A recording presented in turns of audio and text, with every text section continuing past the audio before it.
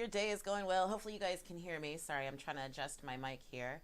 So, I decided to do things a little bit different today. So, before we dive into that, in particular, good morning, Nicole. My name is Sharita Bagby with I Am Goddess Life, and today we're going to do things a little bit different. We are going to have a serious confession session. Well, I can't even really say we, I'm going to say me, and I really want to get to the heart of some things that I've been dealing with. Maybe you guys can help me out, but more importantly, maybe it's helpful to you as well. So before we do so, let's go ahead and step into the goddess realm.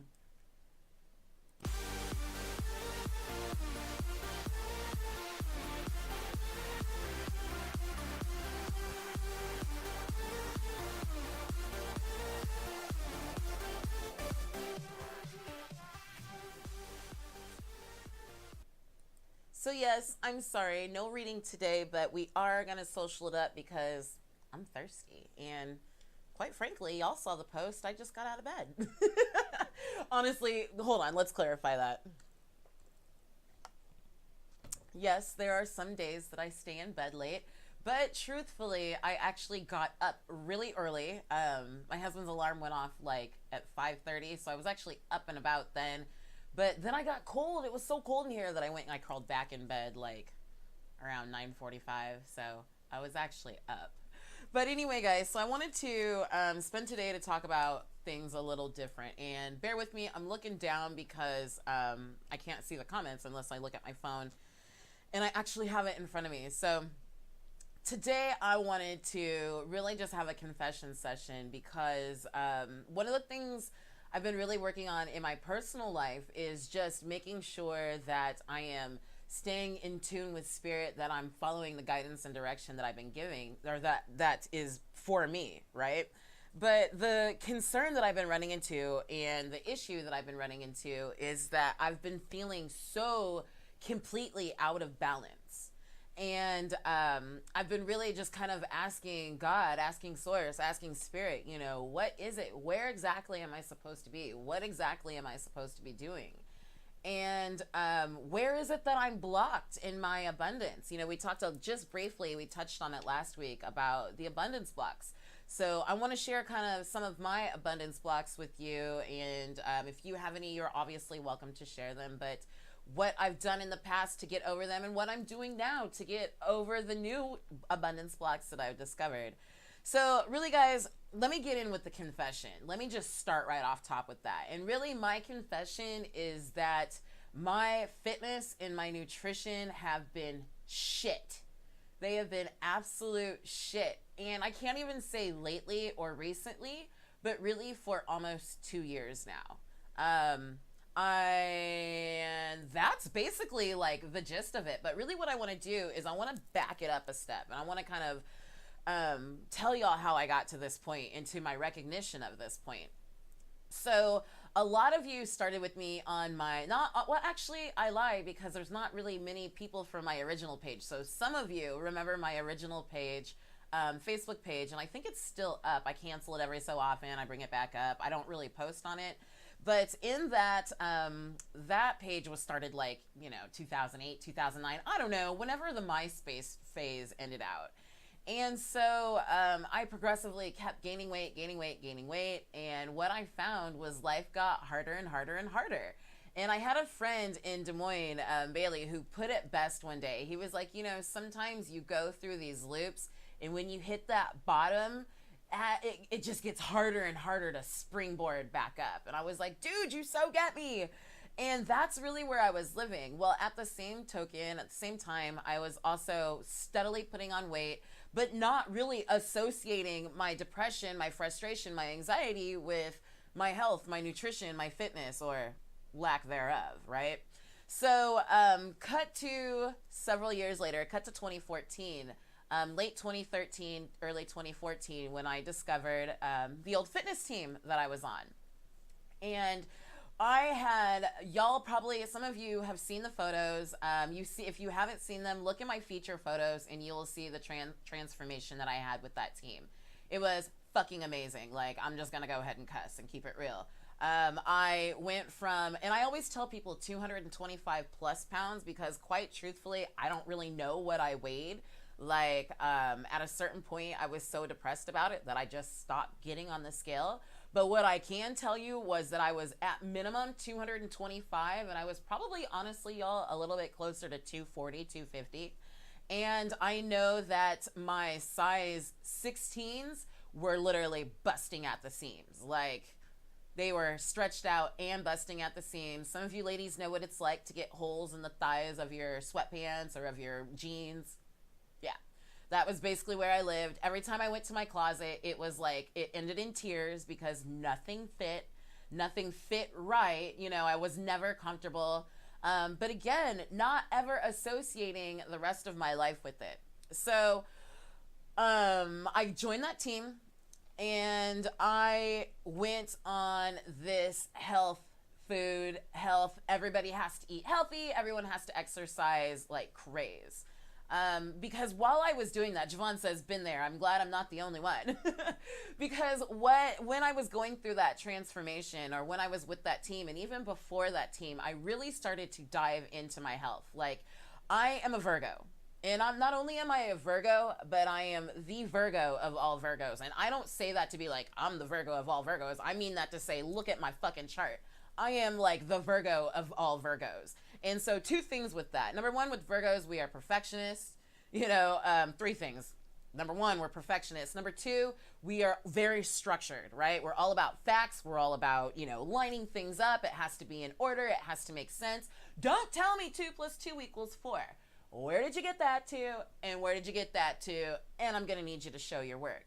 And then on top of that, Virgos, we tend to be very health oriented or very health centered, which is kind of random for me. Anyway, long story short, you know, I was doing a lot. I was on this fact finding mission, and I cannot tell you how many diets and pills and body wraps and this, that, and the other, paleo, keto, fucking Atkins, I mean, all of those things, macro, flexible dieting, I've done it all. I have done it all. I've done it all. I've done it all. I've done it all.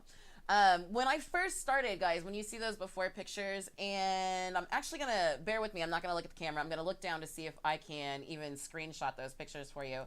When I first started, I had diabetes. I had high blood pressure. I had anxiety. What else? Diabetes, high blood pressure, anxiety. I had extreme acne. I mean, and I don't even, high blood pressure. Did we forget high blood pressure? And guys, this stuff, like, this is the stuff people don't talk about when they talk about diabetes and high blood pressure. It was to a point to where I couldn't even have sex. And I mean that straight up. Like, I literally couldn't even have sex. And the reason being was that by the time I hit like a climactic point, or, you know, in adult terms, orgasm, my blood sugar would be so thrown off that, like, it would literally, I would get dizzy. My eyes would start to blur over. They'd start to frame, and I'd literally have a migraine for the rest of the day. Or I would wake up with one the next morning if it was, you know, some middle of the night lovin's. So that's how, like, for me, it was extreme. All right, I just pulled this up, so I'm going to try and do a screenshot here, guys. And bear with me, because I don't know what it's going to pull up. There we go. Okay, so hopefully, I'm trying to pull this up. Hopefully you guys can see this. I'm telling it, okay, go ahead and share. Okay, it's not wanting to share that, so I apologize. We'll do something different here. Let's do, I should have had this ready. I wasn't actually planning on it. Yeah, let's pull up a Chrome window. So I really just kind of want y'all to see what craziness I was dealing with. All right, hopefully you can see that now. And I'm gonna try and blow it up, make it a little bigger.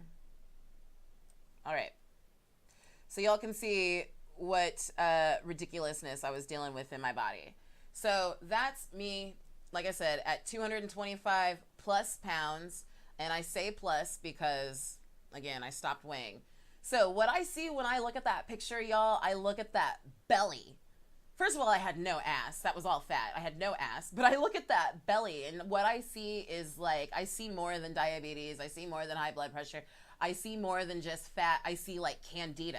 I see parasites. You know, I see nerves and frustration and anxiety. All of that shit builds up in the gut, all right? In our gut health, blah, blah, blah. So long story short, y'all, and bear with me because, again, me being a Virgo, I like things to be perfect. And right now I'm working without a net. I'm working without a script. I'm working without the cards, so I don't have anything directing me. I didn't even make bullet points. I just wanted to come out and put this shit out there, right? So long story short, as I was going through, I tried everything. And everything, some things I would get some results, but it was like, everything I read kept making it sound like these are lifelong things that, well, you just kind of have to deal with it and we're going to learn to manage your symptoms. And in my brain, in my Virgo brain, I was like, fuck that. If I got it, then I should be able to get rid of it, right? So I went on this fact-finding mission, and really what happened was I started studying my body.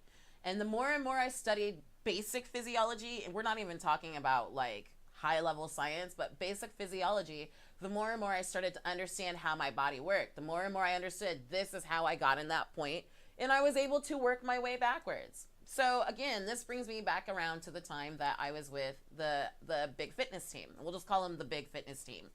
I think most of y'all know who that is, but I just want to be respectful of them. So that's why I'm just going to leave it at that.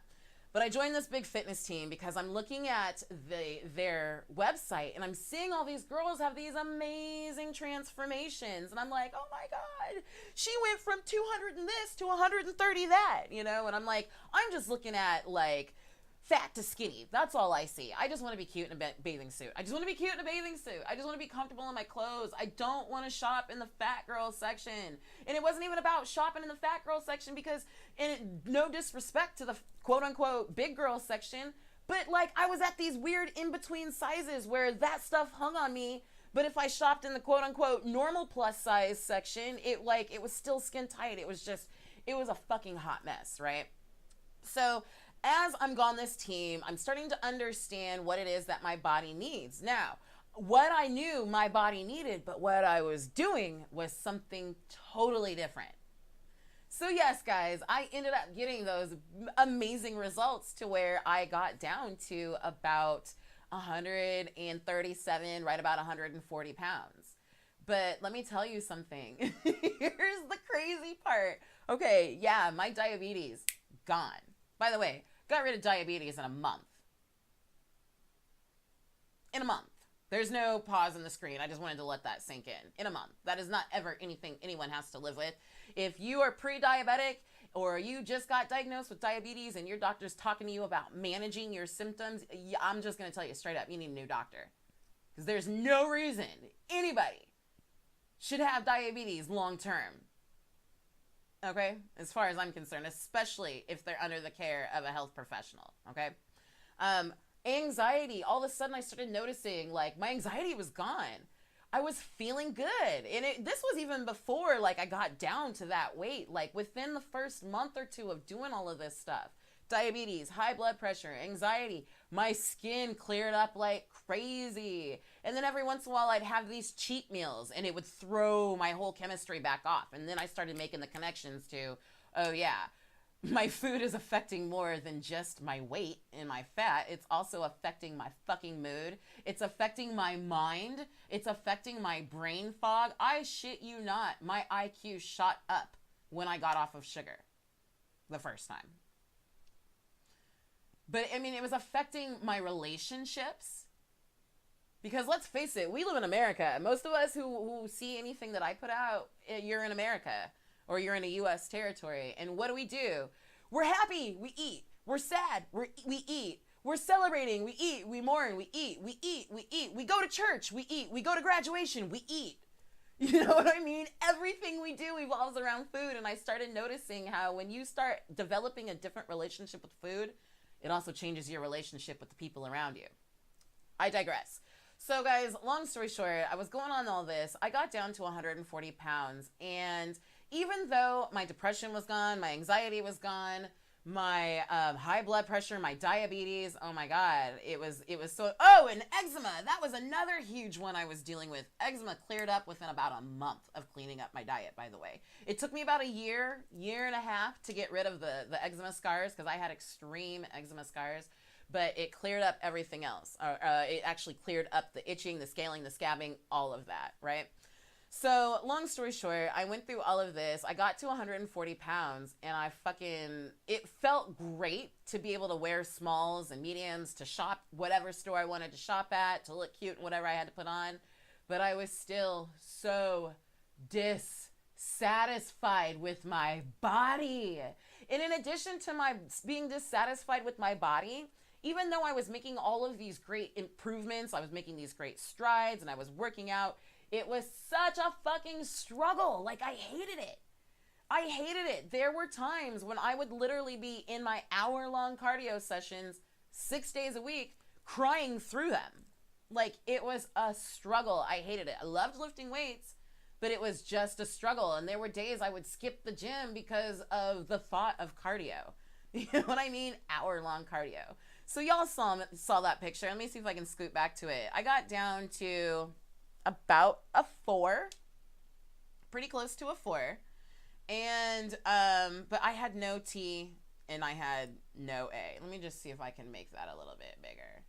I had no T and I had no A whatsoever. I hated the way my body looked. I was uncomfortable with it. Here's some real talk, y'all. When I got down to that size, I actually, you know how before I was telling you how being bigger, like having the obesity, having the high blood pressure and the diabetes, how it threw me off from having sex. Well, guess what? Getting down to 140 pounds did the same thing, because when you don't have as much, if you just kind of look at my boobies, yes, I have uneven boobs. I'll be the first to admit it. But you see how it went from like side boob to like no boob. If you look at the third picture, you see some good tatas in there. You know, I had more than a handful. And then when you get down to the right picture, what do you see? I have they were like, I would call them like little floppy dog ears. They were just like deflated mounds of fleshy patch skin. Just. And so there were times where I would literally, like, it still hindered my personal life. And my husband is going to kill me for sharing this. But there were times where I would even cry during sex because, like, I would look down at my body and it was just. I didn't feel feminine. I didn't feel the way I wanted to feel. And for that matter, I sure as shit didn't feel like a black woman. We tend to be pretty curvy. We tend to be stacked up in our bottom halves. I'd look like a fucking 10-year-old boy, straight up and straight down. No T, no A. All right, guys, so I promise there's a point to all of this. So long story short, I ended up leaving that team because the more and more I started studying my body and I started studying my genetics, I also started realizing just how off I was training, right? I was training to look like this, let's just say this, but yet I'm this. I caught myself, and some of you even called me on it, but I didn't catch it at the time. I caught myself literally changing my entire personality to fit this mold of this team. I'm not saying it's a bad thing. I'm saying that for women who are unaware of who the fuck they are, to be put in an impressionable situation like that can wreak havoc on your self-esteem and really even knowledge of yourself, because now I was calling myself something other than what I was. I was trying to reach a physical stature that I will never be, because that is not my genetics. That is not what I'm meant to look like in this world. You know, there are times when I look at winners on the stages, and it's rare. I mean, it's been fortunate. Like we saw it in Fort Lauderdale this year where the entire lineup was actually brown. But that's a rarity, y'all, because the standard is not what is natural to my body. I'm not knocking it. I'm just saying it's not natural to me. And I kept beating myself up over and over and over and over, trying to fit a standard that wasn't me. Not only was it not physically me, but it wasn't emotionally, mentally, or spiritually me. And y'all know I am huge on total wellness as mind, body, and spirit. All I had was just the body. My mental and my spiritual side were fucked up. And I mean that, like, for real. I realize I'm cussing a lot, but this is confession session, y'all. We're not being polite today. I'm keeping it fucking real. My mental and my spiritual side were fucked up. Right? So, long story short, I ended up leaving that team. Again, a great team. I don't knock them. If somebody wants to try them, hell yeah. Use my name as a referral. Hey, Sharita said that, y'all get results. They get results. Did I cry through most of it? Yeah. Did I like my body at the end? Me personally? No. But, that was just my experience. Stayed with them for 2 years. Ended up switching to a different coach who trained me totally different. Did a lot of plyo, which for my genetics, for my bottom half, great. Loved it. But flip side of the coin, no, I didn't have the challenge, right? So what's also crazy about this is right at this time in my personal life or in my career, and the thing about me, y'all, is my personal life and my business life are one and the same, okay? And I'm just gonna, I have created that intentionally because I don't want to live a life that I have to take vacation from. I don't want to live a life that is separate from the life that I'm living. Does that make sense? I don't want to be this person at work and this person at home. I want to be consistent. But I was this person in the gym, I was this person at work, and I was that person at home. And I was living inconsistently, and I just could not seem to get my shit together to move forward. Even with this new coach who was training me more according to what I wanted to train, she was allowing me to create my own meal plans and then checking them. Hey, Sharita, I want to see you with more protein. I want to see you with less of this, more of that, da-da-da-da. You're a little high on your fat this week, da-da-da-da-da.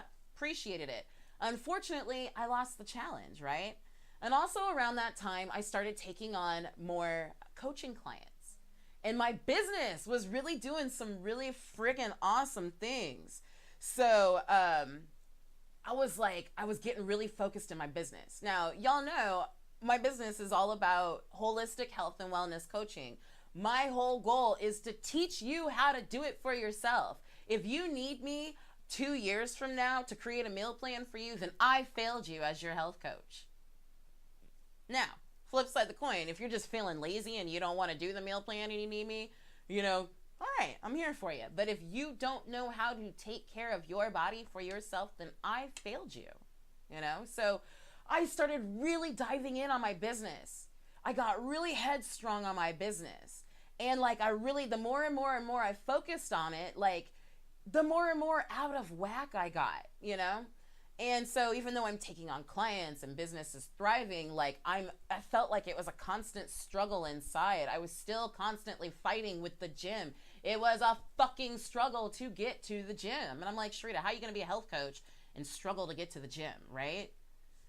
So I stayed with that coach for about a year. And we ended up parting ways. Absolutely awesome coach. Recommend that coach to everyone. But one day I posted a picture on Facebook and I posted about how, I was not comfortable with the way that I looked because I had been training to fit a specific style and it's not my body, blah, blah, blah, blah, blah.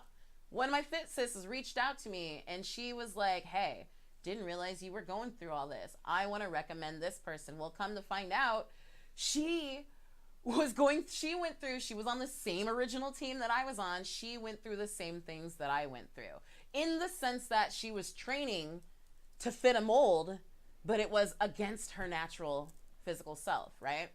So I switched with this new coach and I've been with this new coach since about April. Let me tell you something. This new coach has kicked my ass in so many ways, guys, but he also has brought a lot more clarity to me, my body, and my understanding, right? So he completely switches up my workout, completely switches up my meal plans. I dropped 7 pounds of fat in the first week alone. No cardio, by the way. No cardio. And he's like, Sharita, and this is the first person who ever looked at my body and gave me an accurate breakdown. Well, first of all, gave me a breakdown at all, let alone an accurate breakdown. So he was like, hey, here's the deal. He was like, you hold all of your fat in your stomach, in your triceps, and in your thighs. And he was like, but your quads, you are very quad dominant. No one's ever told me that before.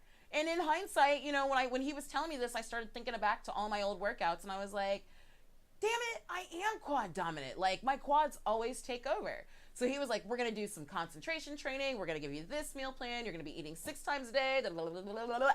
And I was like, fucking A, right, dude. So the first week, I hit it hard. And I lose 7 pounds of fat.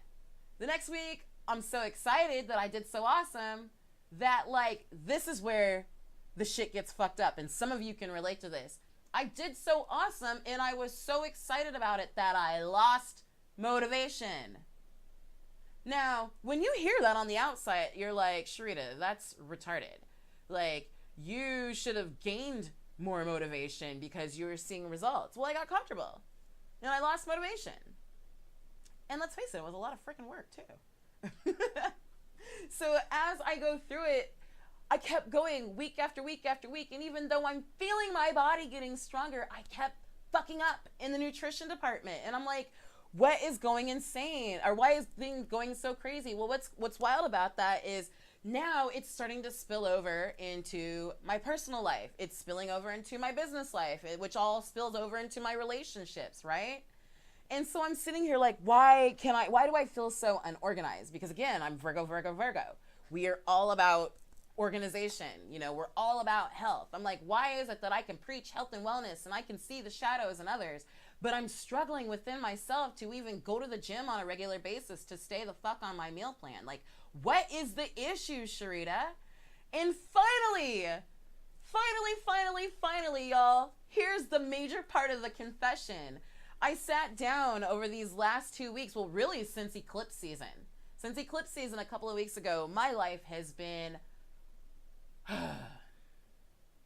it's been steady on the outside, but it's been chaotic in here. It's been pure chaos. And I'm like, why do I constantly feel like I'm at war? Fucking Hurricane Harvey hit. It was a wrap, dude. I was joking with my husband. I was like, I blame it on the Harvey snacks. You know, like, couldn't get my shit together. Couldn't even get motivated to, the days that I did come into the studio to do my daily readings, Spirit was like, you need to sit your ass down. Don't even touch these cards. And I told y'all what happened. When I touch these cards, when I'm not in the right mind, I literally pull out my biggest, deepest fears, right? So long story short, I've been really just in my deep place, in meditation, in my private place, or in my power place, going deep within. And what I realized within myself, y'all, is I completely lost sight of why I fucking started doing all of this in the beginning. It's not about the money. It was never about the money. It was honestly never about the money. And I make good money now. It was never about the money. It was never about being popular. It was never about having 84,000 followers on Instagram. It was never about, you know, being the go-to person. It wasn't even about being an influencer. At the end of the day, judge me if you want, all I wanted was to get paid, to work out, look hot, and educate other people. I just wanted to support myself, working out, looking hot, and educating other people. Completely lost sight of all of that. And so as I was sitting here, especially even this weekend, I was like, okay, God, why can I not find the fucking motivation to get my shit together? And God was like, because you forgot your fucking basics, dummy. You got focused on the business. You got focused on your sales funnel. You got focused on having to find, you know, to create so many new clients per week. You got focused on, making sure that Instagram looks like this and Facebook looks like that and that your website is over here focused on that. When at the end of the day, you forgot who you are and what you want at your core. So keep it real, y'all. Keep it real. How many people have struggled with staying motivated with something that you're quote unquote passionate about? And what I realized was because I got distracted by all the bullshit.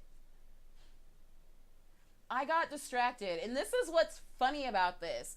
In the last month or so in our readings, the two big things we've been getting, especially since eclipse season, and especially since the full moon after eclipse season, the big messages that we've been getting in particular, and Sean, I see you laughing at me, but you know, you've been with me these last several months, Yeah, Sean said you started looking good and got ketchup in your growth ego. Yeah, shit. And then some. One of the two big things that we've been being guided to do, number one, is to let go of the how. Focus on what's important and let go of how it has to happen. Well, me, I said, fuck what's important. It has to happen like this because, again, my Virgo mind, we're all about systems. We're all about things being in a certain place. We are highly analytical people, right? So I got into my analytical side and completely forgot the whole reason I did this was A, to be healthy, B, to look good, and C, to educate other people. Because the last thing I want is anyone to ever feel as unempowered as I felt in my life. You know you are unempowered when you spend hours on end looking up the remedy to how to get rid of. That means you don't have control over it. Never, ever, ever, ever, ever, ever, ever, ever, ever, ever, ever, ever, ever in my life do I want to feel that way again. And never, ever do I wish that upon anyone else. So, bringing it back full circle, letting go of the how. I got too caught up in how to deliver the message, what it had to look like. And quite frankly, y'all, I got caught up in your fucking opinions. That's sad for me. Because I like to think of myself as a really strong-willed, independent person. And I got caught up.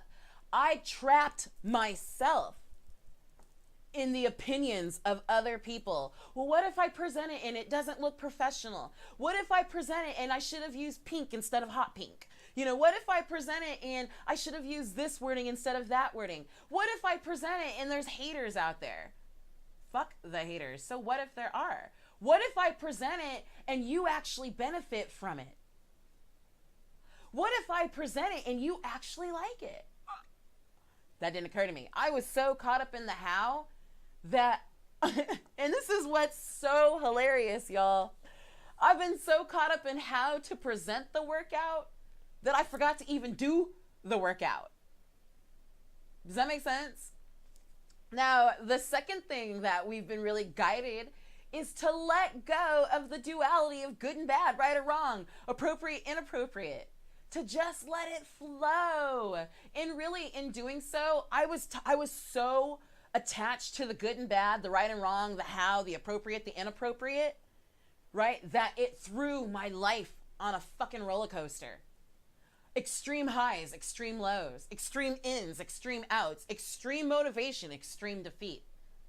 Because I was riding the wave rather than taking a step back, observing it, and recognizing it for what the fuck it is. Instead of sitting back, observing it and going, okay, guess what? Things aren't flowing as easy right now. As opposed to me trying to force it, how about I take a step back and maybe kind of look up and down and see where the blockage is? Maybe I take a step back and I actually just sit my ass down, because the fact of the matter is, y'all, we all have ebbs and flows in life, not just in our money, not just in our business, not just in our moods, but just in our physical energy as well. And that is one thing also that we've been guided and directed to follow, to learn, and honor your cycles, right? So my confession is that I completely forgot the whole fucking purpose of why I started doing this to begin with. My confession is that I completely allowed myself, because I can blame no one. I allowed it. I allowed myself to get off focus and to get off center. And what happened as a result of that? A pretty significant weight gain. A pretty freaking significant weight gain. Now, I can go kick ass on legs at the gym and take some photos, and you guys will be like, oh my God, she's so buff. Because now it makes my arms look like they're, right? Got all that growth hormone flowing through there. We got that pump going. It's one thing I love about leg day. It makes your upper body look great. That's why I never understood why guys skipped leg day. Like, dude. Anyway, so y'all, that is my confession session. My other confession is, and this is one that is not easy to admit because you're talking to I am goddess life, right? And I am all about creation, creating our world, creating your physical world. The energy that you emit is what you attract back. So a friend came over, not this past Friday, but the Friday before. And one of the things she kept saying, she was talking about being very hypermagnetic. But on the flip side of the coin, she was like, I'm so busy. I'm just so busy. I can't seem to catch my breath. I'm so busy. You know, I exaggerate just a tish, but the words that kept coming out of her mouth are, I am so busy. And she was like, I'm really trying to slow down. And I was like, you know, you're busy because you keep creating that. You keep going around town telling everybody, speaking from the depths of your soul, saying, I am so busy. So the universe goes, okay. Boom. Granted, you are busy. Me, what I realized is I've been walking around with abundance blocks. I've been walking around saying, I'm having such a hard time getting motivated. I'm having a hard time finding a good workout, buddy. I'm struggling. So what the fuck was I doing? Creating my own shitty reality. Not only did I completely lose sight of what it is or the reason why I started, I forgot my fucking why, but then I went and created a shit pile on top of it with what I can't do and what I'm struggling with. So y'all, I confess to you that I fucked up, that I have been fucking up for like 2 years now. Thank God for y'all, really. And I'm going to say this with absolute love. But I hope that it is something that you can translate to your life. And I'm going to, again, bear with me because, you know, I can get a little bit long-winded. So just let me bring it full circle. Hey, we're doing good. I figured we'd be at an hour now. So what I realize, or what has been helpful to me is, you know, Virgo moon, Virgo, or excuse me, Virgo sun. But when you look at my chart, I'm the Virgo of all Virgos.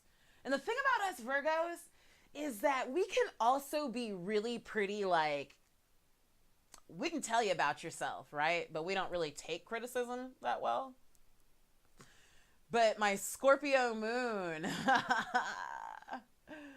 y'all, I dwell in the shadows. Not in a bad way. My light shines bright in the shadow. I can see the shadow within others. But it's sometimes fucking hard seeing it in myself, right? And so y'all have been my mirror. And I mean that with love. I don't mean to say you've been negative, you've been down and out, you've been shitty fitness people. I don't mean it like that. What I mean to say is that the world is your reflection. So when shit pops up in your face, again, instead of going on that ride of, oh no, shit just popped up in my face, I've been forced to take a step back and recognize, okay, if this is popping up in my external world, what is reflecting it from my internal world? Does that make sense, y'all? I hope that makes sense. So, oh, and again, y'all, I want to stop for a minute, and I gotta give mad love to this amazing coach of mine. And I don't mean this in any disrespect to any past coaches I've had, but this man in particular, Sean Thompson, y'all can see his comments here.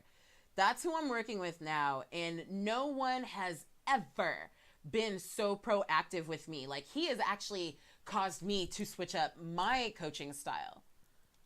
In the sense that, two things in particular. Number one, Sean has been so proactive with me in terms of, hey, it's Tuesday. How's it going the last 2 days? Never had a coach do that. Hey, Sharita, I want you to send me pictures of all your meals just so I can verify that you're on point, right? No one's ever done that. The other cool thing about this, man, let me tell you the thing that, like, I told everybody about this, and it brought me to tears in such a warm way. Sean sent me a picture one day in text, and it was like A, B, C, D, and E, and it had 5 different body types, and he was like, which one do you want to look like? And of course, one was like super, super thin, and E was like fairly obese. And I was like, well, Sean, I said, well, I guess kind of like a combination of B and C. I want to look athletic, but I want to be feminine. And I was like, because last time I got really skinny. I just looked like a 10-year-old boy. I didn't look like a woman, let alone a black woman. I want to look natural to me. I'm like, how do I answer this freaking question? Do you know what this man said to me? He said, Sharita, I will never take you away from what is naturally you. I was like, oh, I'm through. Just shut up and take my money.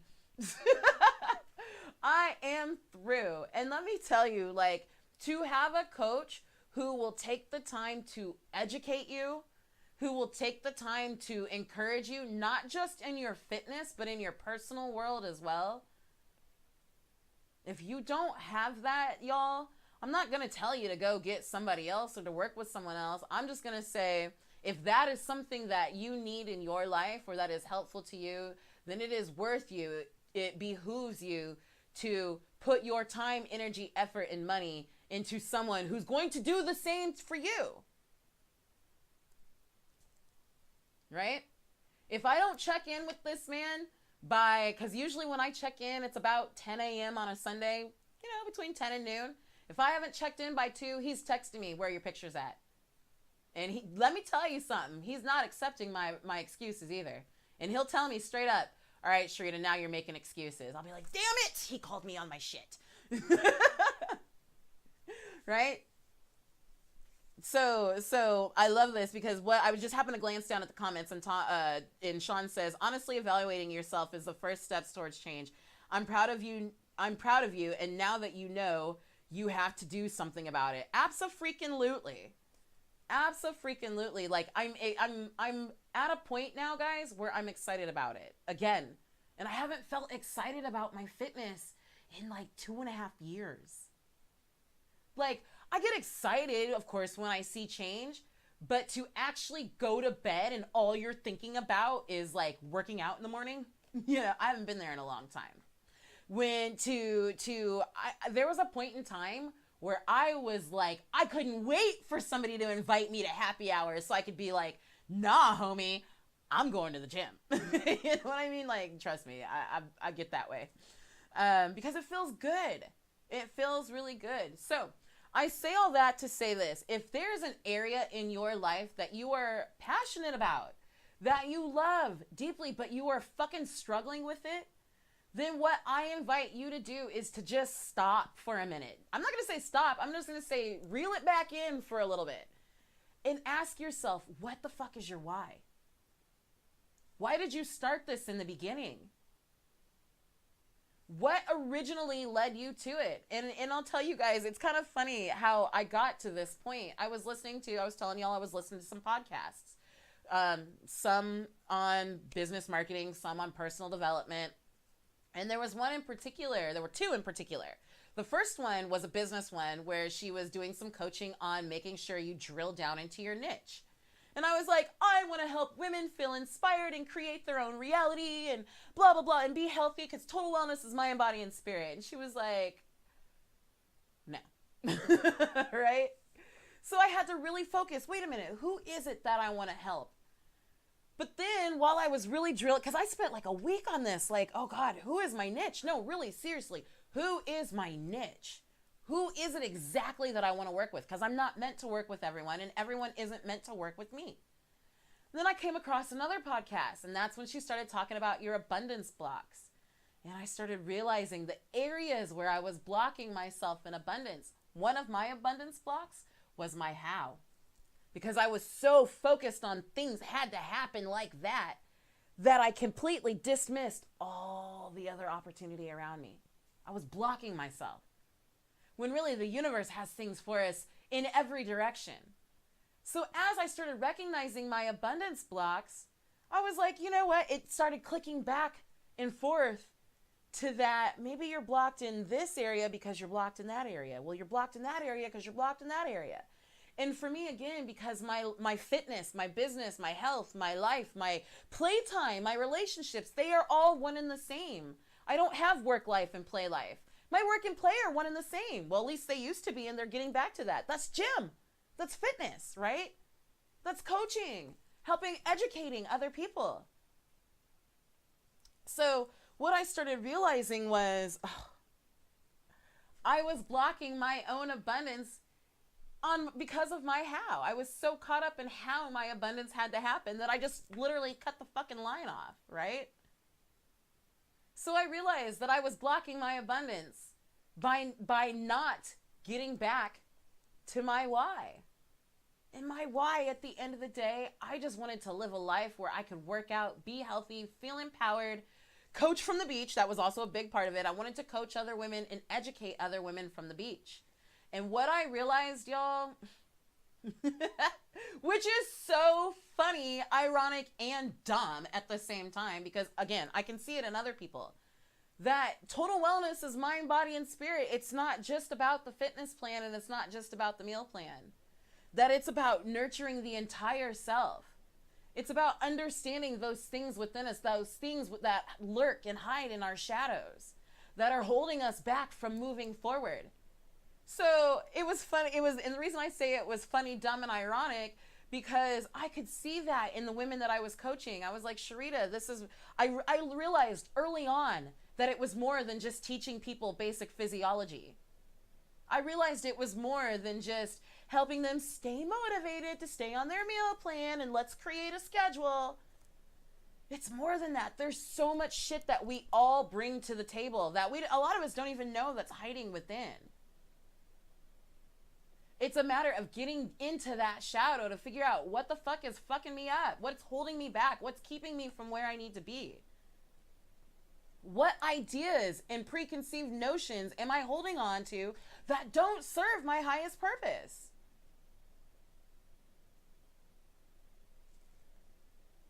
This is a very personal journey, y'all. So I just want to say something a little off topic, but really be aware when you're scrolling through Facebook and you see those gym videos where people are like doing an exercise and people are like, WTF is this? Or this broad is crazy. And they'll be taking video like this behind their shoulder of someone. It is incredibly personal, and it leaves a person extremely vulnerable, especially when they have things going on here and here, to even go to the gym, let alone to put their progress pictures on Facebook or on social media. Yeah, you put it out there, the world can comment on it. But what I'm going to say to anyone who catches any piece of this message is to recognize within yourself that's vulnerable. How would you feel if you jumped on Facebook one day and somebody was calling you Fatty McFat and making fun of the way that you were doing squats on Facebook? If it looked like you were hanging onto some cables and you were swinging around, like, that shit is not cool, y'all.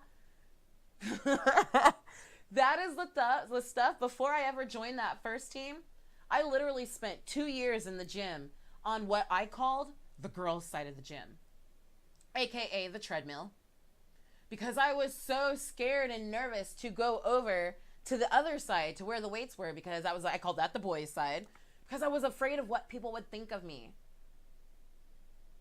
Just be aware that when you're sharing those videos, yeah, haha, some of them are really funny, right? But just know that that is a person. That person has probably seen this video, that people are now laughing at them, and you are cultivating it. And really, what I want you to recognize is, what is that mirror within you? What vulnerability are you laughing at within you? Because we all have them. All right, I'm sorry. I didn't mean to sidebar on that, but that shit drives me fucking crazy, okay? And I'll admit, I'm guilty. Because y'all have seen me, especially on my old page, when I was really in my, I'm not even going to call it here. I'm going to say down here, in my ego. Like, I would laugh at that shit. This dumb bitch, what the fuck is she doing? Guess what? I've had some funky workouts in my day where people looked at me like, this dumb bitch, what the fuck is she doing? But guess what? My ass looked amazing after, so I'm not going to judge what they're doing. I'm going to send them love and congratulate them for being there and for doing it. Okay, so we're getting about an hour, and I want to go ahead and wrap this up with a couple of things. So one of the things that I am really doing is, and I'm going to do a webinar For the goddesses, if y'all would like access to the webinar, you need to send me a message and let me know. But we've got new moon on the 20th. So that's what, in 2 days, on Wednesday? Let me look at my calendar here. So the new moon is on Wednesday. And what we're going to do is we're going to set ourselves a 30-day challenge. And this is going to be all about accountability. This doesn't necessarily have to be a fitness challenge, right? Because again, total wellness is mind, body, and spirit. Some of you may have your fitness down, but you're struggling with something spiritually. Some of you may have your spirituality down and your fitness down, but you're struggling with some ideas, with some mental blocks, with some abundance blocks, right? So really, what I want you to do over the next 2 days is to really start to get back to your why. Why did I start doing this in the beginning? What is it, number one? Let's get to the what. Number one, what is it that you're fucking passionate about? And why? At its core, why is this so important to you? And then we're gonna commit to each other over the next 30 days to go hard, focusing on our what and our why. Dropping, let me rephrase that. I don't want to say we're gonna drop the how, because the how is important, right? But we are going to allow the how to reveal itself. Again, whether that be your fitness, whether that be your business, whether that be your mental state, your emotional state, what have you. Why is it you wanted to do this to begin with? Why is it you started that business? Why is it you started going to school? Right? Because sometimes we start school because we want to go and do something grand with this degree or certification. But then we get caught up in all the details of grades and GPA, and which are important, but we get caught up in the details of the stuff, and we forget the what and the why. Why did I start this to begin with? Right? So do me a favor, y'all. Michael, let me see what he says. Michael says, my problem is when men try to help y'all get it right in the gym, y'all start acting like know-it-all and get rude. You know, Michael, I will say this. For me, because I've been guilty of that, but for me, it's all in the approach. One thing that I have noticed, and it's just been my experience, I can't speak to other women, but one thing I have noticed is that it is not uncommon, I'm not going to say all men, it is not uncommon for women to feel like other men have the right over them. Let me give you an example. I have a pair of leggings that are, they're the muscles, right? You would not believe how many men just come up to me from the front, from the back, from the side, and just start touching my legs. Oh, look at these leggings. Why the fuck are you touching me? Now, if he would have came up and said, wow, girl, look at them leggings. Those are really fly. They stretchy? That'd have been something different. The other thing is, remember, a lot of times, not all women, like, I am a fucking boss in the gym, okay? But I have my insecure moments. It ain't usually from other guys either. It's from seeing other women. We all have our moments. But sometimes if you catch a woman who happens to be feeling insecure, and if you approach her just the wrong way, she's gonna get rude. She's gonna catch an attitude. She's gonna be like, the fuck? So I would just say, if you find that a lot of women are responding to you in the gym when you try to help and correct them, if they're responding negatively to you, it might not be them, it might be your approach. Now, if it's just 1 or 2 women and majority women are cool, then it's probably those 1 or 2 women. But I would just say, maybe for you, switch up your approach. And here's the reason being, we tend to help others the way that we want to be helped. And not only men and women, but just from person to person, we have different things that we want and need and styles of help. So you may approach, I've seen people where I just start off with questions. Oh, wow, what is that? Oh, cool. What muscle group does that work? I've never seen it quite like that. Can you show me? Oh, honestly, I have done one similar to that. I actually usually do it a little bit like that to make sure that I'm tailoring or that I'm, honing in on this and this. That way it doesn't feel like, hey girl, you're doing that wrong. You need to, no, back that up. You know what I'm saying? Like, we get a little, but it might just be in the approach. Okay. So that makes perfect sense. And I just want to look at some of these comments. Ashley says, my fitness and nutrition have been shit. No motivation. I know what I need to do, but every day I fall off and say I'll try again tomorrow. I know exactly what you're talking about, Ashley. And that's what this at the core is all about. Because it's like, that's the other shitty part. When you're self-aware, when you know exactly what you're supposed to be doing and you know how to do it, but you can't seem to quite do it, maybe because you might need to get back to your why. You know what I mean? It became a chore because we forgot our why. It's like when you get a new piece of furniture, you're like all excited about it, or like even a new house or a new apartment, you're like, you keep everything in line, you keep everything clean, you vacuum, you like your vacuum lines, and then like 6 months down the road, you come home and you kind of just, toss your jacket down. You're like, oh, I'll get to it later. Oh my God, I need a cleaning person. Like, I'm notorious for that. I'm like, I can't wait for the day when I don't have to clean up after myself. I know that sounds tacky, but I'm serious.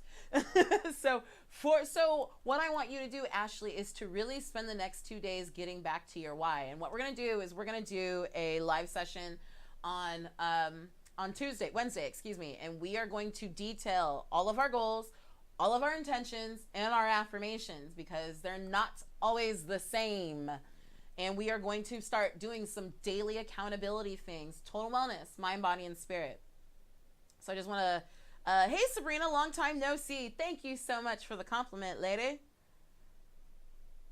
Nigel, I'm so glad that you joined us today. She said, I needed this, boo. Thanks. Great job. Javon says, this is absolutely what I needed to hear today. Javon, I'm so glad you got to join us. And so really, again, guys, and Carly, yay, I'm excited too. Thank you. I'm really glad that you're here. Again, the big focus is that, be real with yourself, because that's the big thing. A lot of times we don't take the time to go deep within. In my coaching experience, because I don't know, I'm not gonna refer to myself as a trainer or a nutritionist. A lot of what I do is more so on behavior modification, helping people to understand what it is, those roadblocks that are holding them up. And also just the pure straight up facts, the education. Like y'all, a lot of you have done Weight Management University with me. And that is a 12 chapter course. And I actually just redid the course and I condensed it into 8 sessions, but we go everything from physiology, right? Basic physiology. The second session is on digestion. We talk about carbs, right? There's always this big thing about good and bad carbs. We talk about carbs, we talk about fat, we talk about protein, we do anaerobic versus aerobic exercise. We talk about vitamins and minerals. We go detailed into specific vitamins and minerals and what they do in the body. We also go into weightlifting. I have a whole lesson just on weightlifting, teaching you how to create your own basic weight weightlifting routine. Because someone like me, I spent years wanting to lift weights, but y'all saw that before picture, just in case you didn't let me go back to it. Y'all saw that before picture. I was scared shitless to lift weights because look at that. I was a big girl. I was under the misconception, the false impression that lifting weights would have made me big. Let me tell you something, y'all. You see these transformation pictures? That's weights. That is weights. You see those legs on that far right picture? At one point in time, I was up to 6 plates on each side on leg press. Weights don't make us big, okay? Ladies, just heads up on that. When you see big, solid women, like the big kind of, and you're like, oh, I'm scared of weights. Chances are those women are probably supplementing in one way, shape, or another. Not always. Some women just have amazing muscle development, but by and large, 99% of us, we're not going to get bigger. But long story short, I teach you how to make your own weight program. We go into the danger zones, things like how sugar affects you. And this is one thing that I have been abundantly vocal about, y'all. Y'all know I've told you a million times when I have, if and when I have a very sugary weekend, Monday and Tuesday are fucked. Sugar, this is gonna sound crazy, was the major contributor to my chronic depression. Sugar. Not to mention my diabetes. Sugar. And we're not just talking about like eating candy. We're talking about wheat. Y'all ever see a person's brain function before they eat a bunch of wheat and their brain function after?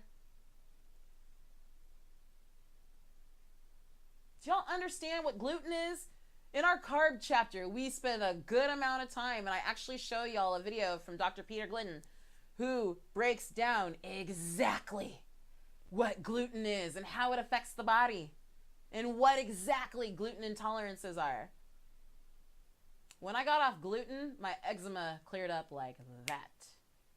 I mean like that. And gluten isn't just in wheat. Okay? So we also go into the danger zones of stress, how stress affects the body. So again, guys, I literally teach you your basic physiology. It's all put into lay terms. I also just released a basic meditation course because again, total wellness is mind, body, and spirit. I introduced a basic meditation course. How to get started, how to tap into your own spirituality. Because at the end of the day, I can't define it. It's unique unto you. And the next thing we're going into is really working on those mental blocks, those abundance blocks. Okay, so that's the next course coming out.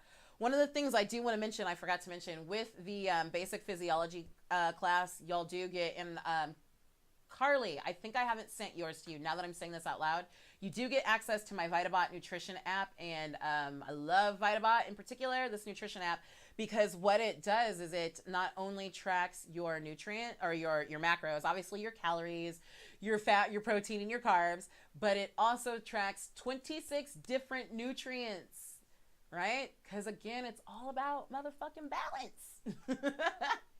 Health is like all about balance, y'all. Your body doesn't want to be alkaline any more than it wants to be acidic. Stop with that. Your body, I'm going to repeat this again. Your body does not want to be any more alkaline than it wants to be acidic. Your body wants to be in balance. So don't get that alkaline shit confused. I'm trying to be alkaline. I'm alkaline. If you alkaline, you in just as much disease as you are if you acidic. You want to be in balance. Balance. Balance. Y'all know my favorite word, right? Balance. All right. So, long story short, yes. Thank you, Carly. Ma'at, balance. We've talked about that in the readings. Anytime you see Ma'at, think balance. Just holding the scales. So, y'all, I really say all of that to say, let's fucking get serious. Whether it's in your physical fitness, whether it's in your mental fitness, your career, your spirituality, whatever. Javon says, yeah, my diet is about 80% on point and getting better. Still struggle with pasta and sweets a little bit. Mostly emotional attachment. It feels like comfort when I eat it. And that's the big thing. That's the big thing. That's why I went into coaching. Because Javon, I know exactly what you're talking about. Yeah, you know what to do. Yeah, you're mostly on point. But might be those one or two, three key things that are kind of really keeping you from moving to the next level. Maybe not only in your fitness, but for me and my spirituality. Because one thing that spirit told me directly, was that you have to upgrade your body in order to channel the amount of energy I want to send through you. My very spirituality is dependent on my physiology, right? On my physicality. I have to. There are days when I do goddess readings, when I do coaching sessions, when I'm attempting to intuit or divine messages, that when I get off the call, I literally go and lay down. Because it pulls a lot out of my physical body. It is exhausting to do so. So I know that I have to upgrade my physical body to move forward. So really what I want you guys to do is I really want you to challenge yourself. Again, for you, it may not be your fitness and nutrition. For you, it may be areas in your career. Maybe you started down a path in building this business, but now that you've got the business, you're like, it's not fun anymore, right? What I want you to do is to spend these next 2 days really focusing on what was it that originally made me want to do this? And it's not just the thoughts up here. It's not always just about the money, but what were the feelings and the emotions that you got in your body and in your mind, right? And here's the thing, guys. I say this all the time. People constantly tell me, I always tell people, follow your intuition. They're like, I can't hear from God. I don't hear my intuition. I don't know my intuition. You're being guided and directed and led every moment, every second of every day. So now today is an opportunity, these next few days, to really just kind of sit back. For those of you who watch the Daily Goddess readings, so often lately we've been told, Nematona has been telling us to go into our sacred space. Go into your power place. Go within to connect to the divine. The thing of it is that you're being guided and led. You're being guided and led at all times. A lot of times we dismiss those feelings and emotions we get within our bodies, right? Within our physical bodies.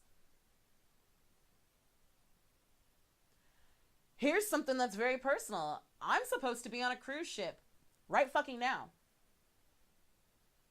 Right now. For the last, right before Irma, like there's been some things that have been weighing on me, but I kept pushing them to the side. I was like, no, I'm going on this cruise. I paid for it. I'm having fun. And it came down to it last week, and like my gut just kept getting tighter and tighter and tighter and tighter and tighter, to where finally I couldn't ignore it anymore. And I realized, wow, my intuition's been talking to me for the last few months, telling me that I need to back out of this, that I need to cancel this cruise. But my ego is like, we finna party. You know what I'm saying? But when it came down to it, my body was talking to me because I wasn't listening any other way. And it got to a point where literally when every time I thought about this cruise, I started to get physically yucky. Now, here's the crazy part about it. So I ended up having to cancel Miami last week, obviously because of Irma, which meant by default, because I wrap business and vacation together, because I don't live a life that I have to take vacation from, thankfully. For me, it's one and the same. I can do business while I do vacation, and trust me, I vacation while I do business too. So I ended up canceling the cruise. Well, as it turned out, some bigger opportunities presented themselves last night and today. Not only for me, but even for my husband. And the opportunities for him require me to be here this week. So what I want to say is, you're always being guided and directed. Follow your intuition. Learn to listen to it. Learn to trust it. There is something that is screaming at you. I don't know who it is. I actually have an idea of who it is, but it's not my place to say. But there is someone right now where there is something that is screaming at you, but it's in the back of your mind. And you keep dismissing it. And whoever it is, it's one of you people who are watching. I mean, you people, but it's one of you who are watching right now. I know that for a fact. There is something screaming at you. I don't know if it's in relation to... Okay, no, they're just telling me that's all you need to know. Okay, so I don't know if it's in relation to your business, to your personal life, to your fitness, to your whatever. But there is an idea. There is some guidance and direction that you have been getting, but you keep dismissing because it doesn't align up with how you think it's supposed to go. It doesn't align up with your how. And remember, your how isn't shit. I mean that with love. I mean that came out kind of fucked up. But your how usually is so far restricted to what is out there to come to you. We restrict ourselves a lot of times because we're so focused on how things have to happen. So whatever that is for you, are there any other messages? Someone needs to stop. Okay, I don't know what that means, and I don't know who that's for.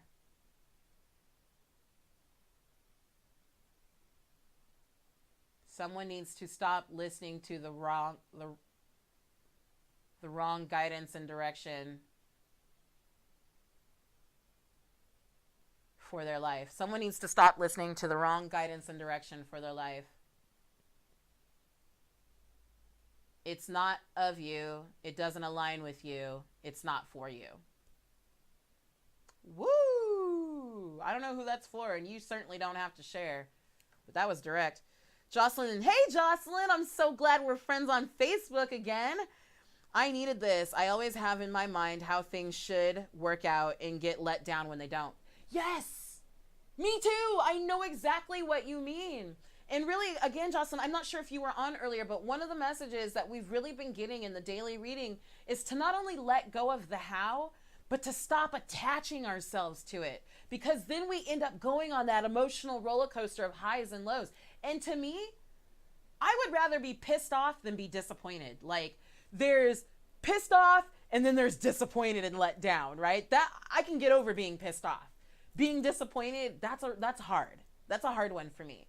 And so really what we've been guided and directed is to step back from that, to let go of how things have to happen, to let go of the good and the bad, the up and the down, the in, the out, the wrong and the right, the appropriate, the inappropriate, and just recognize it for what it is. And if it doesn't, okay, I see this went down, this let me down, or this, kind of fell because it wasn't actually aligned with my highest good. And when we can become observers, we get to a place, and this is where I've been preaching this for, I don't know, a couple weeks now, but I've just been really beginning to internalize it in the last week. We can then sit back and go, okay, I don't feel disappointed anymore. I'm actually grateful that this happened, because now I can step back and recognize this didn't align with my highest good, right? I'm grateful that actually fell through, because now it makes room, it clears room for da-da-da-da. It's a process for some of us. That shit, when we're not always in tune with the signals, it becomes a process of elimination. We keep going through that loop until we finally get on the right track, and then we can keep progressing, right? Sometimes it's a process of elimination. Says, yes. Disappointment makes me want to quit too. Abso-freaking-lutely. And that was something that I was dealing with in my fitness. Was like, and the stupid part about it was I was the one that was causing the disappointment. But I would do really well, maybe have a cheat meal, too many cheat meals. Back in the day, y'all know, if you know me from anywhere prior to 3 years ago, y'all know that I was like queen party girl, right? And so, you start throwing drinks in there, and then you start throwing food in there, and that could throw off like an entire weekend or week, which would set me back 2 or 3 weeks. And you would think, awesome, okay, I know what I'm doing, and I know that if I do this, this, and this, I'll get back on point. But what it would do is it would have the opposite effect on me. God, I'm back here again. I remember one time saying, I'm just tired of losing the same 5 pounds every week. But again, I was so focused on the other details that it never occurred to me, Sharita, you're the one sabotaging yourself. With your own fitness, with your own nutrition, with your own ideals. And guys, that's one last thing I want to say about this, and then I promise I'll stop rambling. This is what happens when I don't script things, and when I don't write it all out and have PowerPoint presentations. I go off the rails. You never know what's going to come out of my mouth. But what I really want to talk about, or what I really want to say is, and bear with me, I'm looking at the comments because I'm just kind of asking source asking God, asking Spirit for the exact words.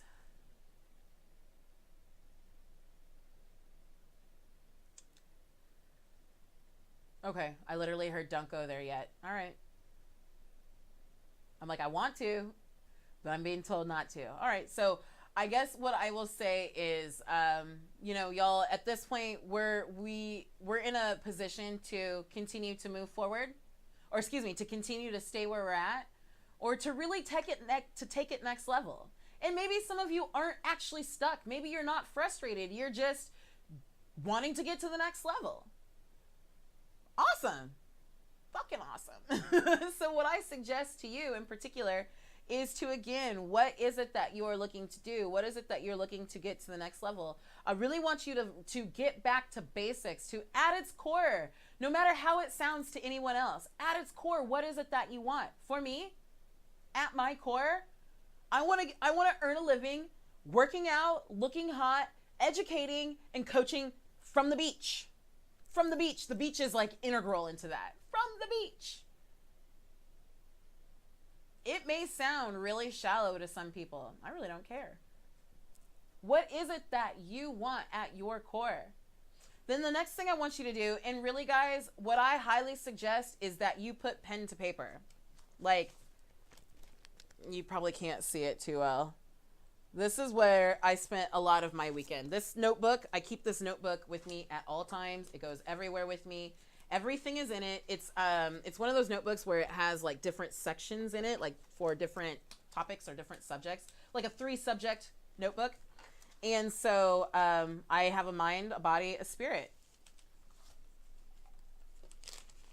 you know, section. You divide it how you want. You may not even need sections, but really what I do anytime I'm going through these like existential crisis or these moments of self-awareness or what have you, I literally put pen to paper. There is so much science behind physically putting pen to paper, making that hand-brain connection, okay?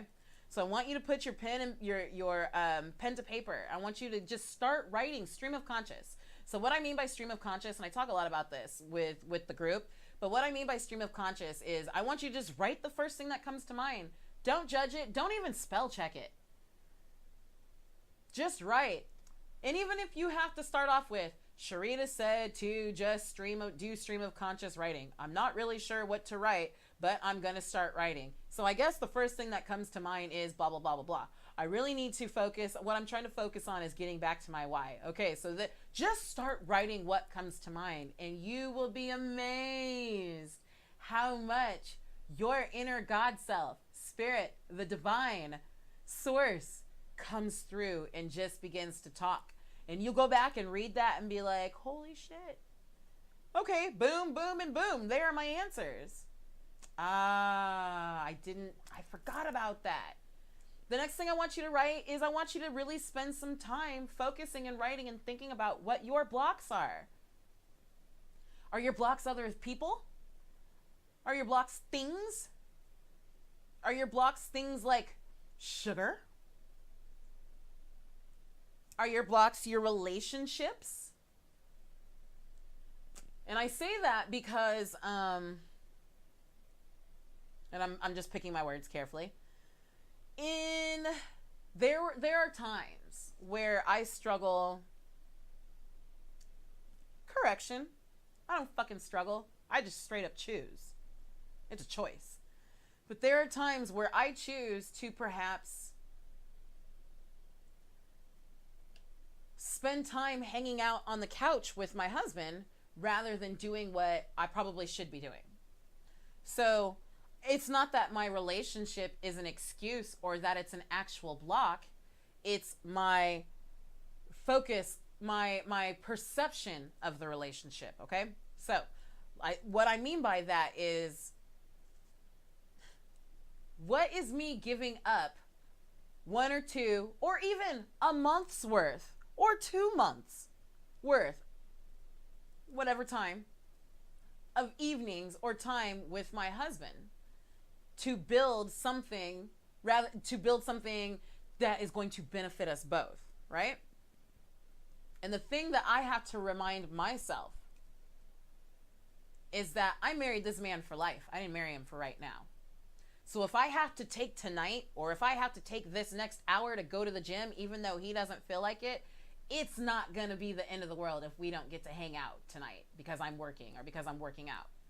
Because I married him for life. I didn't marry him for right now. So I'm not saying that the relationship is a block. I'm saying my perception of what is the block. Does that make sense, guys? Give me a couple of thumbs up if that makes sense. Carly says, it's so real. I appreciate this in you. Carly, I'm so glad. I'm glad it's making sense.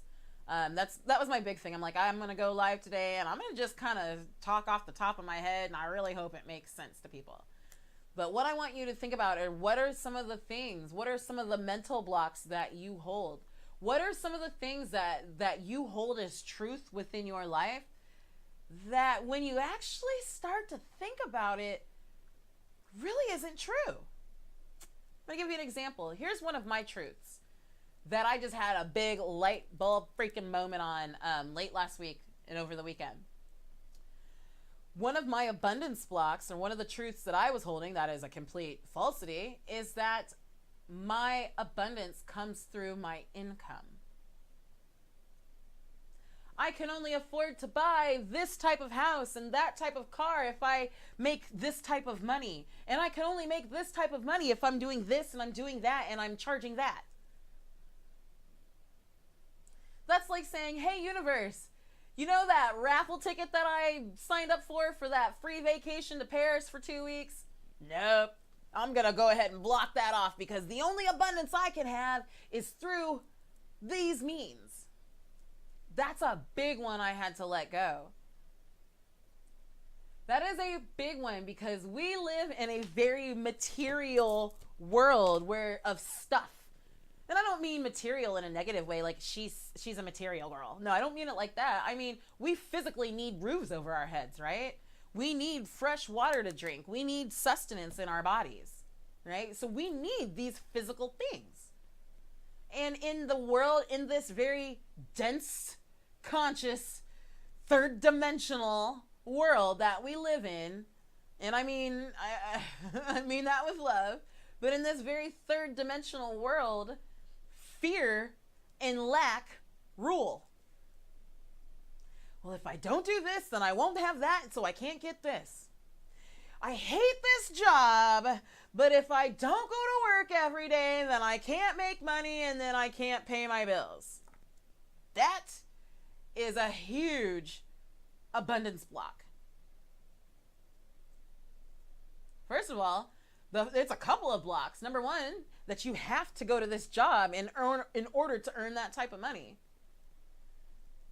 I'll be the first to let you know that you can come up with a fucked up concept, crazy, insane, as long as it's, but unique to you. It doesn't even have to be unique to you. But as long as it is your heart's desire and you're passionate about it, you absolutely can earn a substantial living doing what you love. I don't care what it is. I don't care if it's building sandcastles at the beach. There are people who pay for that. I saw a woman, we all see these like little insider videos. There's a chick who loved doing calligraphy. So what does she start doing? She turned it into a business. She gets paid big money to bring out these big, beautiful mirrors to people's weddings and write big messages on them in calligraphy. What? If a rapper can talk about big booty hoes and putting spinners on wheels and bullshit, nothing of substance and be a gajillionaire, what makes me think that I can't talk about what I want to talk about and do the same? If I can go to Instagram, let me tell you something, y'all. This is what was the real eye-opener for me. I was scrolling through Instagram and actually by way of Forbes magazine, and how they were talking about how these Insta models or Instagram models, how these girls are making millions because of Instagram. Maybe they don't make millions in cash, but they make millions in swag, in trips, in photo sessions. The shit adds up in endorsements. All because she started posting her workout videos. She had a big booty and a six-pack. Like, people can make money doing anything. I always love, like, the story of J.K. Rowling's, the Harry Potter author? Here's a woman who went from literally rags to riches, right? And now she's an influencer.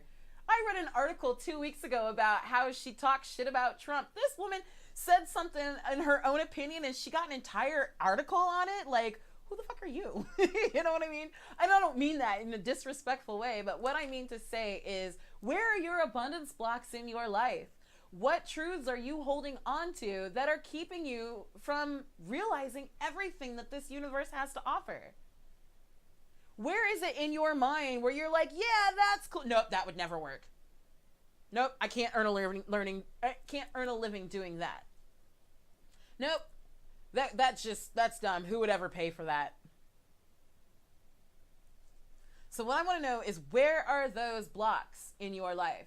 Think about those things. What is keeping you tied to where you are? When you know, it's like being a helium balloon. You want to soar, but you're tied to this fucking picnic table. And these kids keep coming at you and swatting you. And you go down and you bounce back up. But really, you just want somebody to cut the freaking cord so you can soar. What are you tied to? What thoughts and feelings are you tied to? If any of y'all think of any, go ahead and post them right now. Good. Thank you, Jocelyn. Jocelyn said, yes, that makes sense. Good. So I want you to really think about what you're tied to. Now, we've talked about getting back to our what and getting back to our why, right? Those two we're going to list under one. Now we've talked about what are our abundance blocks. So now that you know what your abundance blocks are, I want you now to start to make a list. And in specifically, what are the thoughts and the beliefs that you now need to accept in order to overcome those blocks? So I actually wrote a couple of mine out. Let me give you an example here. So I have some really, really bold goals. So I broke mine out into, and some of this, I want to make sure I give credit. Not a lot of this. Some parts of this was inspired by John Assaraf and his NeuroGym program. So in particular, I broke my goals down into physical health, mental health, business, career, like physical health, mental health, business and career, financial, spiritual, and relationship. Okay? So those are my 6 categories. So for my physical health goals, I just want to share them with y'all, because now that I put it out there, I got to be accountable, right? So I have some really strong, bold goals. Some of this we'll talk a little bit more about in the upcoming months in the private group with the power of visualization and manifesting things from your spiritual world into your physical world. But one of the things that I plan to do is I plan to win 2 bikini shows next year. That's a bold fucking statement for somebody who's sitting at 195 pounds right now. Yeah. I carry a lot of muscle, carry a fuck ton of muscle. But right now, I'm carrying a lot of fat. And I want my first show, I believe it's early June in San Juan, Puerto Rico, next year. All right? So we're talking, 8 months, 9 months to get to that point? That's a big goal, okay? 2 bikini shows. I want first place in every class that I enter. So whether it be novice and masters, and that's it, open, bikini class D, whatever. I don't care what it is. I will. And I'm saying this now publicly because we're going to come back to this video come June. Watch me. Because I do shit in the quantum to manifest it here in the physical. That's why I talk about this dense third dimensional earth. Because it is very dense. And it is very third dimensional. And remember, on that note, we all exist in all dimensions, okay? But again, we'll save that for the private group. My second physical goal is to maintain a level of health to inspire and earn a substantial living. And then also my third goal, these are my 1-year goals, guys. By the way, I just broke these down into 1 year, and then I broke them down further from there. But to practice the health techniques that I teach and preach. I don't want to be a fucking hypocrite. I don't want to tell you that you shouldn't have so much sugar because it's going to affect your depression. And then I go eat 4 Snickers bars and then I'm depressed on Monday, right? Like, that's dumb. I don't want to tell people about creating a schedule in order to find time to work out, but then like I work from home all day and I can't find time to work out. That's stupid, right? I want to practice what I preach. I want to be able to be an influencer. Not that I want to be able to tell people what to do, but because I want somebody to look at me one day and go, oh my God, I remember where she started. If she can do it, I sure as shit can, you know? And my ego and my soul want to win first place. And I say my ego because, yeah, it's cool to be like, I won.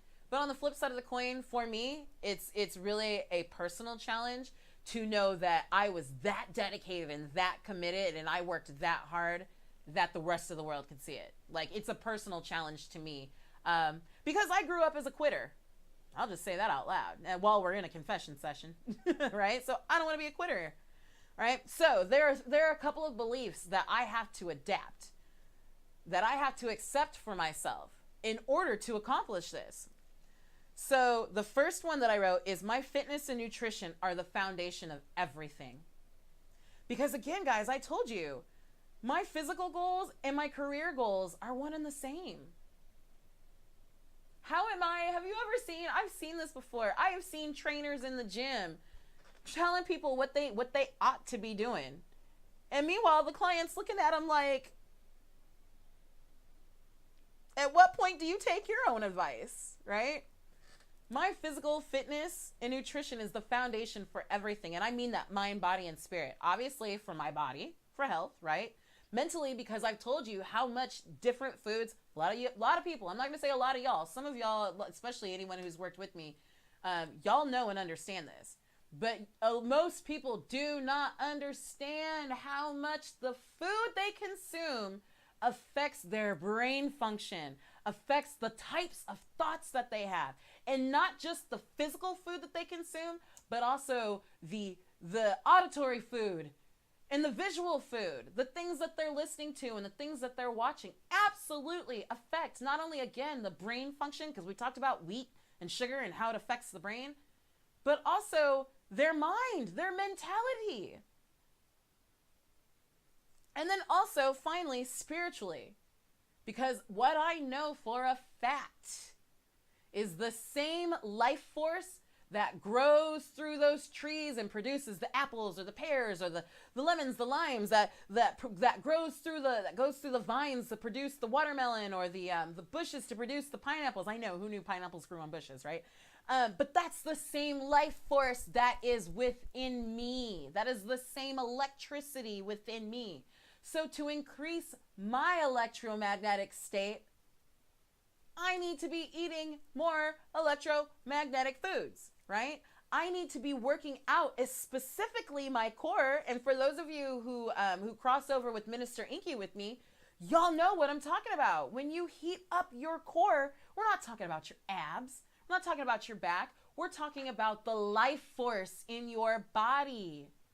However you choose to define it, whatever terminology you choose to call it.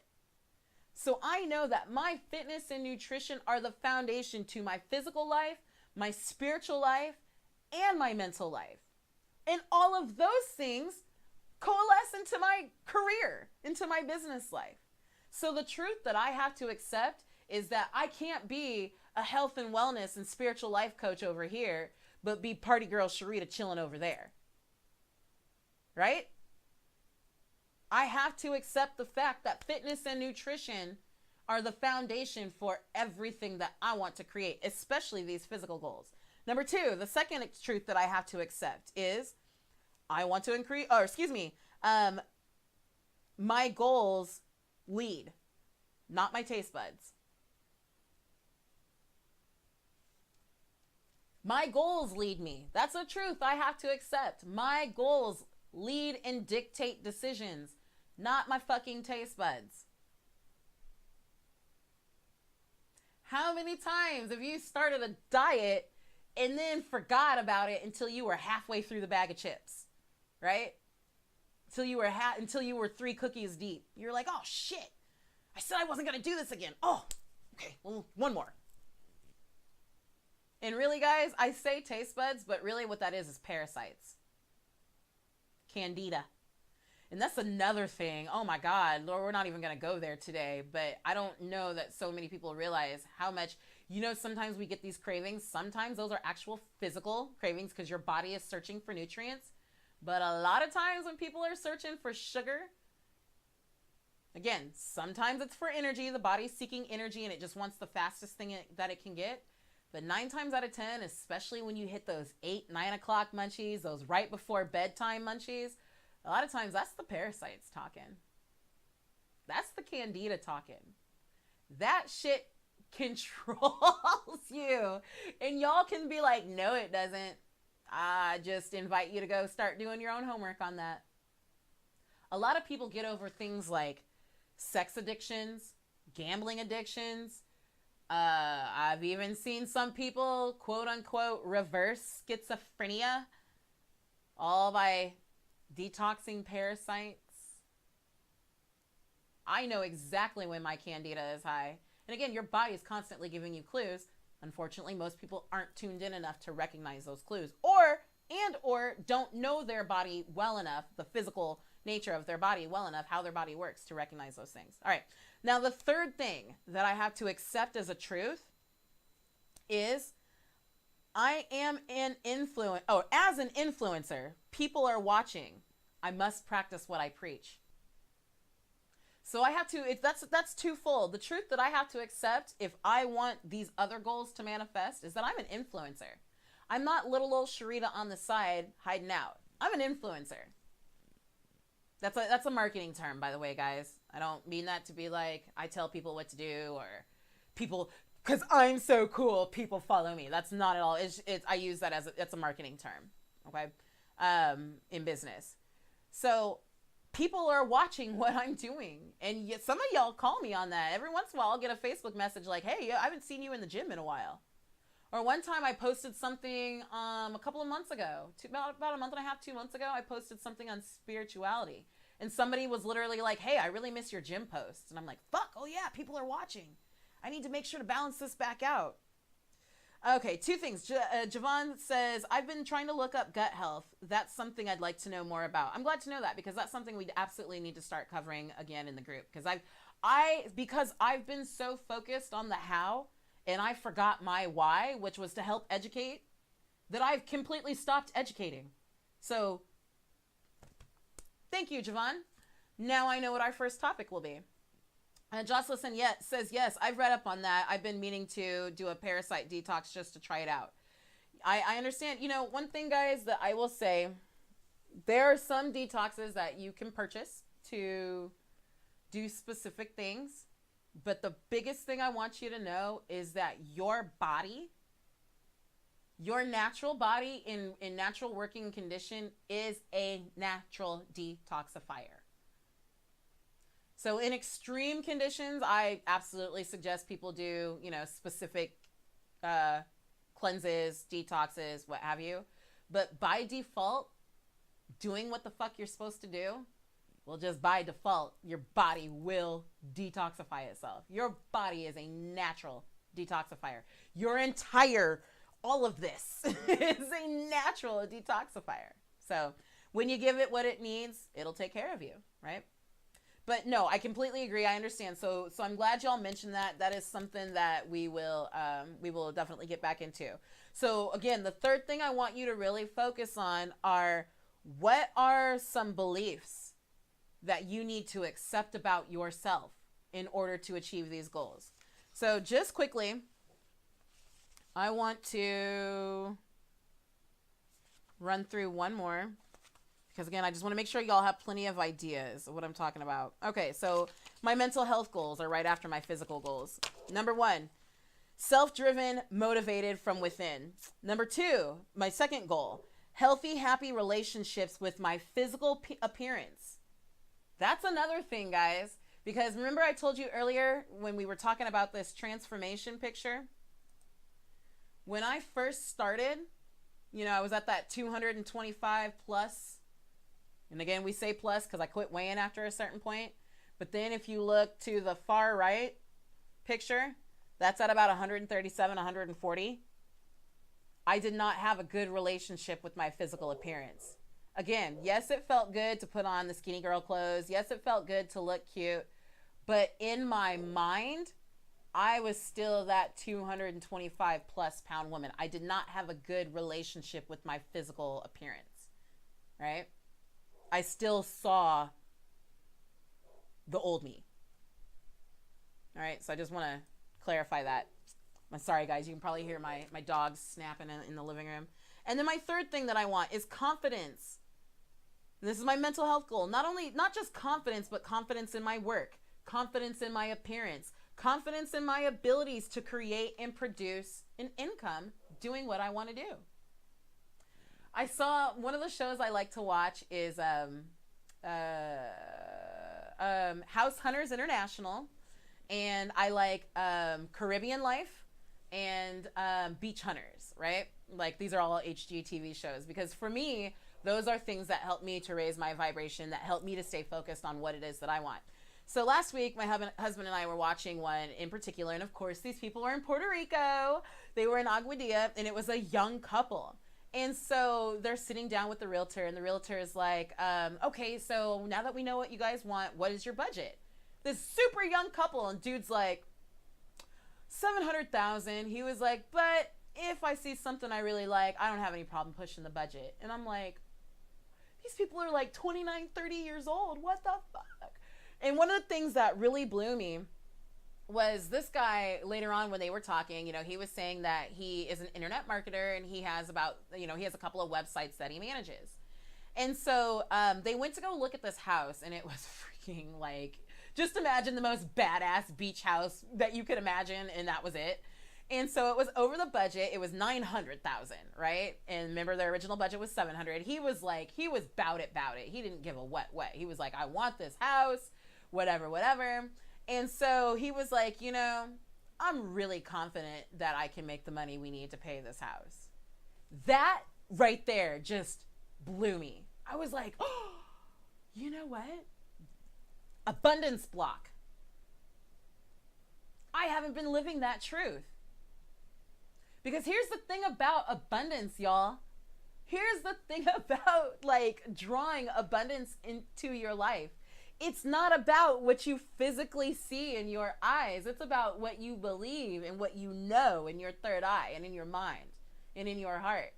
That's the vibration you're emitting, and that's what you're bringing back to you.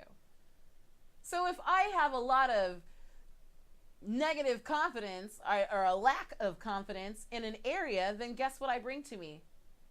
More lack in that area. Okay, so again, the 3 goals: self-driven, motivated from within, healthy, happy relationship with my physical appearance, and then my 3rd mental health goal: confidence in my work, appearance, abilities, and my abilities to create and produce a substantial income. So there are 3 beliefs that I now have to accept as truth. Number 1, that I am and that I have everything I need to succeed. Oh, excuse me. Let me be clear. I didn't read that through. I am and have everything I need to be abundantly successful. That is something that I have to now, a truth.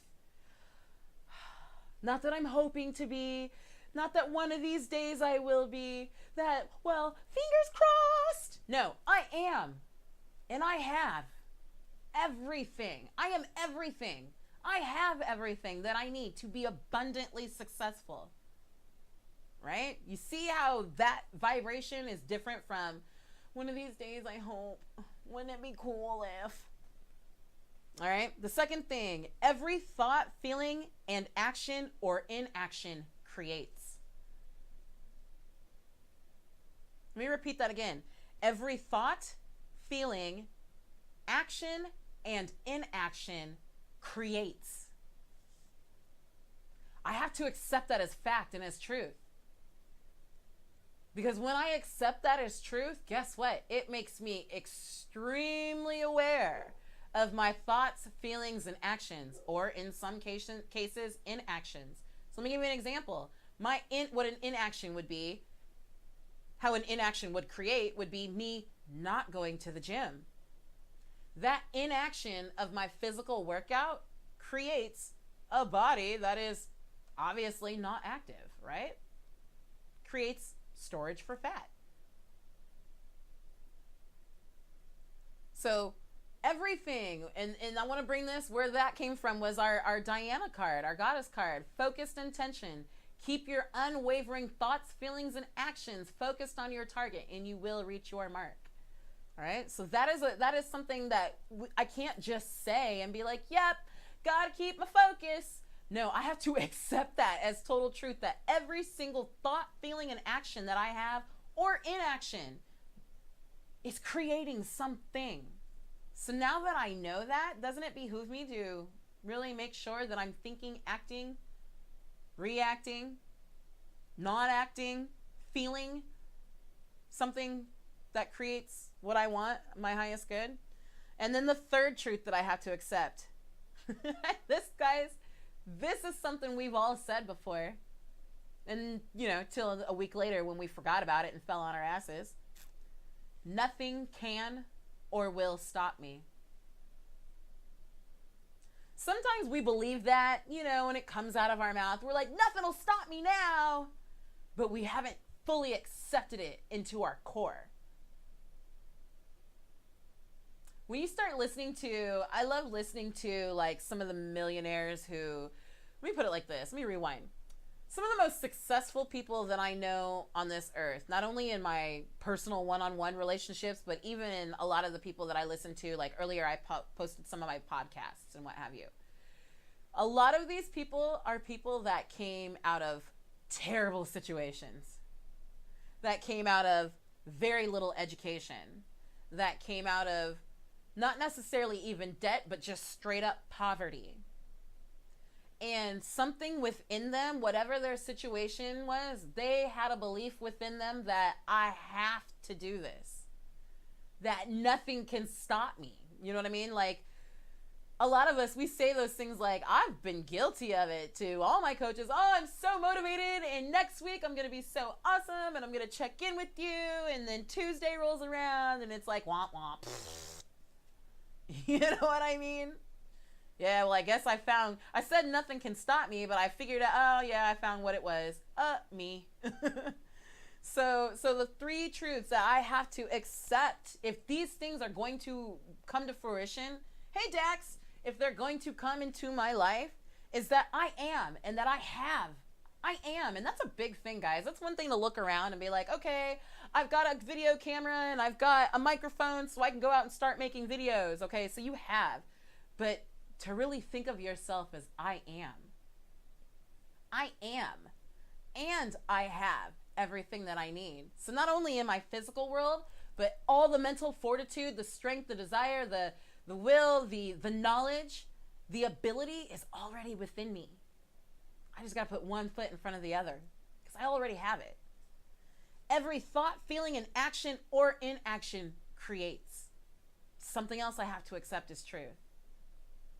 And for those of you who understand the power of manifestation, and what have we been talking about the last several months? We're all manifesting at all times.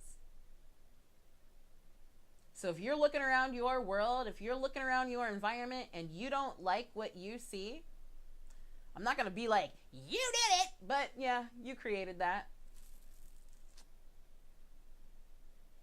So that's why I want you to tune into your abundance blocks. What is it that's blocking you? Right? Blocking your mind. And then finally, my third truth. Nothing can or will stop me. Now, guys, this took me quite a bit to sit down and write all of these out. Like I said, I did my physical health, mental health, spiritual health, business and career, financial, and relationship goals. And this took me quite a while, and a lot of it wasn't that I could just sit down and start writing, right? I actually had to sit down and quiet my mind, cut through all the clutter. Because the clutter for my financial goals was like, I want to make $1 million. I want to retire by the time I'm 40. You know, like, okay, Sharita, that's awesome and all, but let's get to the heart of it. So just to give you an idea, the heart of my financial goals are 0 debt. I want an 800 credit score. Y'all know, anybody who's been with me or who's been even on my personal page for like the last 2 years know that I've been big about talking about, like, I was so proud when I bought my my FX that I got a 3.95% interest rate. Like, I want a fucking 800 credit score. I feel like when you're at 800, like, you can do anything. And again, one of my financial goals was getting paid to work out and look hot. Call me shallow. Don't give a fuck. That's one of my financial goals. And then, of course, in parentheses, I wrote respectfully to my personal standards. Like, I don't want to say that and then like an opportunity to do porn I'm not knocking anybody who does porn. If you are comfortable enough with yourself to do porn and have a tight enough grasp on your spiritual essence, do you. I'm not here to judge you. Because think about all the bitches that are giving it up for free every week.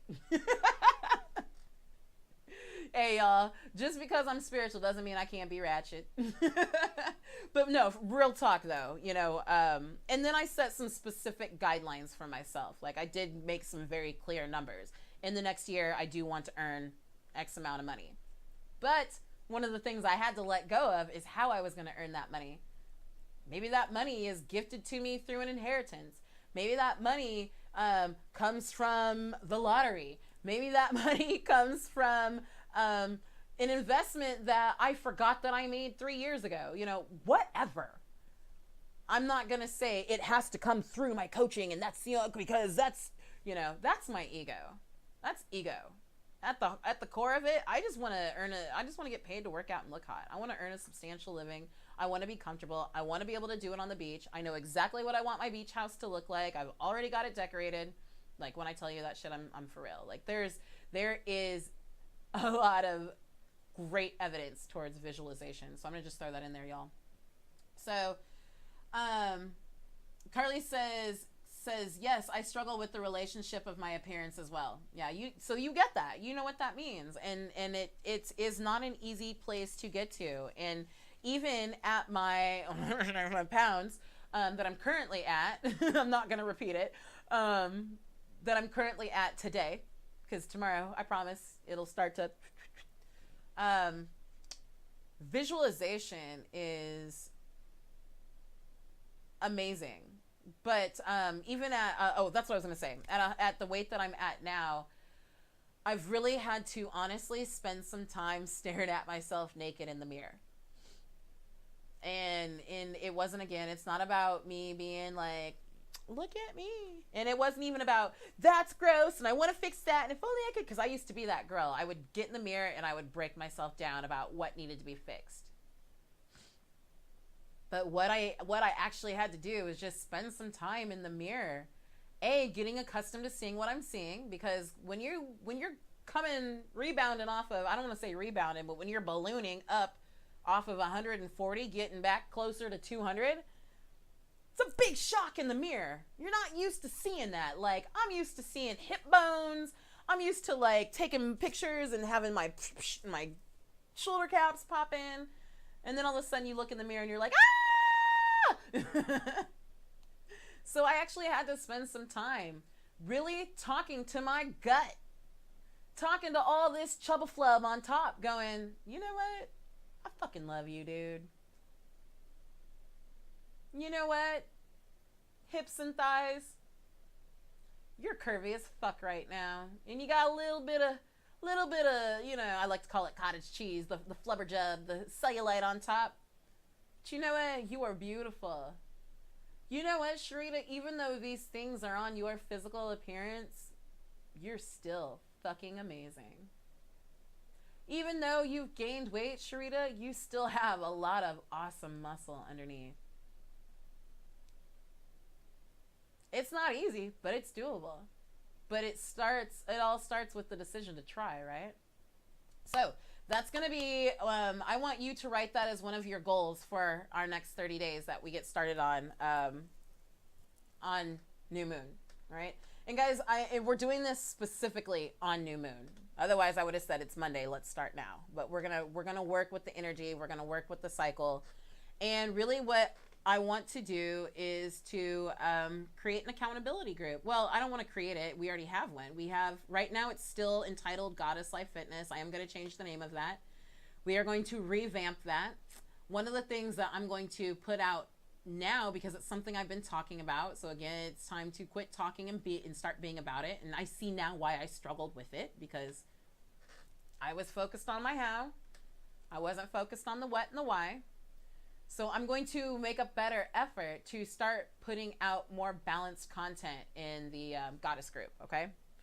So that we can focus on fitness. We can focus on mental health. We can focus on spiritual health. Because again, y'all, Bless those of you who've been in the goddess group from the beginning when it was originally the hotties group. Because one of the things that I did was, y'all remember, I was so adamant about, you need to eat like this, you need to be in your macros, you need to exercise so many times a week, blah, blah, blah. And what I realized is, fuck all of that. Not everybody's the same. Not what works for me really might not work for you, and vice versa. So it's all very individualized. But more importantly, it is so much more than just a fucking workout, like a fitness plan and a meal plan. A lot of us got unhealthy due to other shit that manifested physically in our nutrition. Kind of like Javon said earlier, you know, like pasta and shit. It's comforting. It really is. It makes you feel warm and fuzzy inside. But a lot of times we go for those types of foods out of other issues because, you know, we may have gotten our feelings hurt at work because we're feeling a little insecure about X, Y, and Z, or because, you know, we just got in an argument and da da da, or real talk, maybe we're hung the fuck over and we're craving carbs. You know what I'm saying?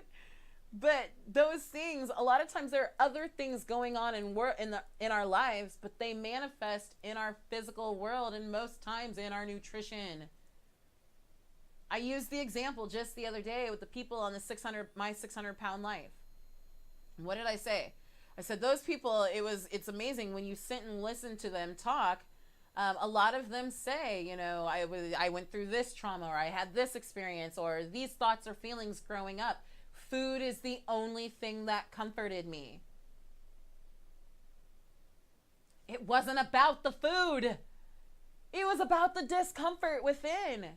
So a lot of times when we can tackle that discomfort, we can tackle that shadow, we can tackle those roadblocks, those abundance blocks, the other shit by default begins to clear up. Now, that's not to say that everybody like that is dealing with trauma, you know. Again, there are many things in the physical body. A lot of times, out of pure lack of nutrition, our bodies will cause us to crave certain things. So there are times, Minister Inky's used this example before, but I've even seen it in my own life. And one of the examples he used was ice cream. He said, if your first, as a baby, your first true interaction with calcium was maybe your parents gave you a lick of their ice cream off their spoon or a couple of licks of their cone, then your body now has an association for calcium with ice cream. So when your body is devoid of calcium, it might send you a craving for ice cream. A lot of times people will say, hey, if you think you're hungry, get something to drink. You're probably thirsty. Because a lot of times, so many of us are so disconnected from our thirst that our bodies are forced to pull water out of food. So when our bodies are thirsty and dehydrated, it'll say, hey, I'm gonna need you to go get something to eat. I'm hungry over here. When really you were thirsty, right? So I use these examples. The reason I always come back to fitness and nutrition is because that's what I know. That's where I live. That's my understanding. But there are other areas in life where we get a little askew because of something else. So I want you to just kind of go in, do your stream of conscious writing, find out what those abundance blocks are. Where did they come from? And really, guys, don't be afraid of what comes to your mind. So many people fear the silence of their thoughts. They literally fear the silence of their thoughts. Because when you get into your thoughts, you have to start admitting shit to yourself. Man, I'm a fucking bitch. Man, I'm lazy as hell. Man, I'm kind of sloppy. These are personal things. I'm not saying for you. These are things that I've had to admit to myself. And then what's even worse to that, what's even worse is once you admit those things, you A, recognize them, you B, admit them. Oh, fuck. Now I gotta do something about it. Shit. Like, Javon says, holy shit, I never realized that. Jocelyn said, food is like any other addiction. You're right. You have to deal with what's going on inside first to fix the physical. Abso-fucking-lutely. You are so freaking right. And that's why we're doing this, guys. That's why we're doing this. Because for me, I was struggling. I was trying to force myself into this world of fitness when what I was struggling with was my roadblock. I was struggling with my how it had to happen, right? I hope all of this is making sense. But now that I've been able to recognize, you know what, Sharita, let go of the daggone how and get back to the what and the why. And by focusing on those things and accepting those new truths, what it ultimately does is it creates space for the universe to now begin to move and operate. But before I had such a tight grasp on things, I wasn't allowing God, spirit, the universe, whatever, the divine, whatever you want to call it. I wasn't allowing it to move within and around my life. Joanna says, you're hilarious, LOL, but yes, it is so true. I'm glad. Well, I'm just glad it makes sense. I'm just glad it makes sense. So, y'all, I did not intend to go, oh my God, I didn't realize it was this late. I did not intend to go quite this long. So again, new moon, new moon, new moon, new moon, new moon, new moon. I've been talking about doing something for new moon for months. Couldn't quite get it together. Now I also understand, you know, sometimes I see where we talked about those ebbs and flows. I had been in an ebb. Guess what, baby? It's starting to flow. So for new moon, prepping for that inside the goddess group. In particular, what are your freaking goals, right? Let's get back to the what and the why. What is it and why is it you originally wanted to do this? Again, whether it be physical, mental, or spiritual. I don't care. What is it?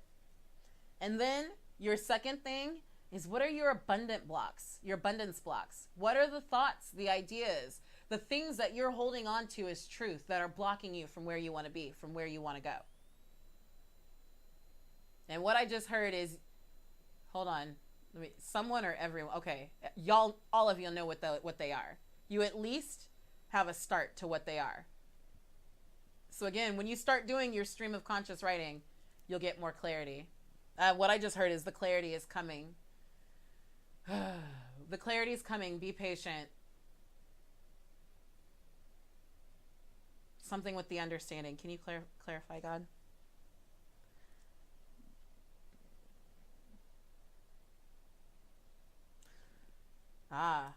The clarity is coming. The understanding will reveal itself to you. And that's the other thing. That was an abundance block for me. The block was that I thought that I already had to know it. And if I didn't know it, then I was behind. And then I would go frantically research and search and search and research for the answer. Some answers aren't in Google. Sometimes there are things now where I get messages and I'm like, I don't know what the fuck that means, but I have to trust it. And then the understanding begins to come. Okay. So, sorry, I didn't mean to get sidetracked. What are your goals? Your what and your why. That's one thing. Let me put those together. What are your abundance blocks?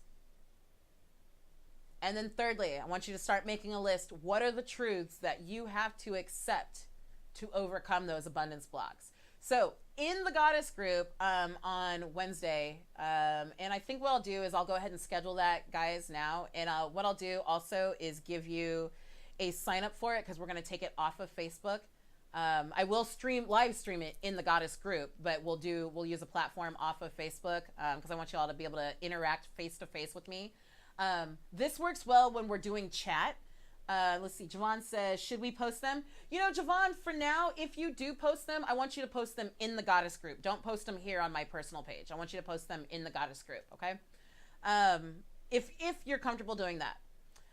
So what we're going to do is we're going to take it off of Facebook. I will live stream it on Facebook, in the goddess group, but we're going to use the Zoom platform, because I want y'all to be able to talk, and with Zoom I can actually see your faces and hear your voice versus just chat and me reading what you're writing. I want you to be able to interact back and forth. So I will make sure to send y'all that.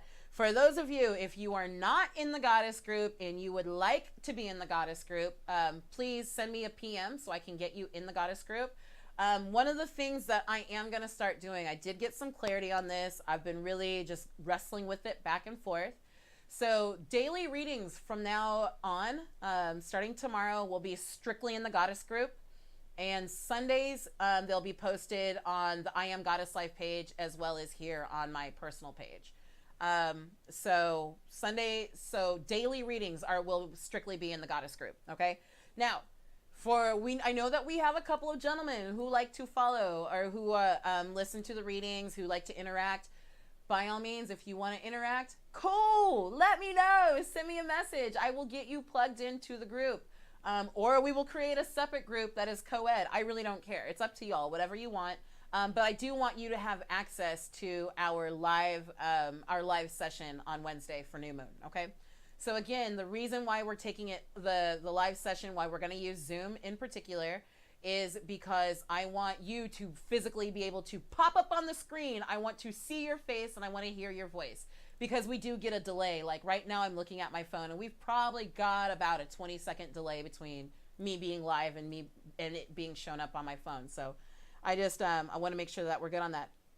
Okay, guys. So before I end, I'm going to social it up real quick, but does anybody have any questions for me? You know, this whole 2-hour rant, I honestly thought this would be, I was like, oh, we'll be about 45 minutes. That was so lame. I know me better than that. But anyway, do you guys have any questions for me?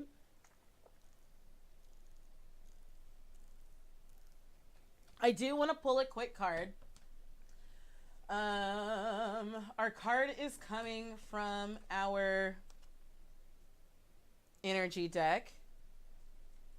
And let me just shuffle these up real quick. And I'm just really looking for the right, okay, what is it?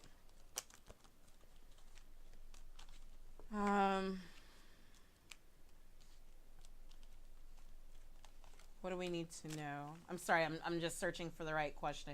And by the way, while we're here, since y'all are here, if anybody, does anybody have any personal questions they would like to ask their guides as well? And I will pull a couple of quick cards for you. Ooh, okay.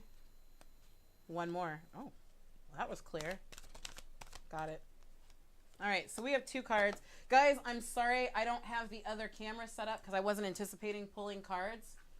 So, yeah, that's actually, it might only take me a hot second to set that up. Since this is already on, let's see if I can do that really fast, like. Really quick, fast, and in a hurry. And then I will show you that other card, or the cards that we have. And in particular, what I asked was that, or what do we need to know as we prep for this new moon, or for this project with new moon? Okay, awesome. So I just got this other camera set up here. Let me put it in the tripod.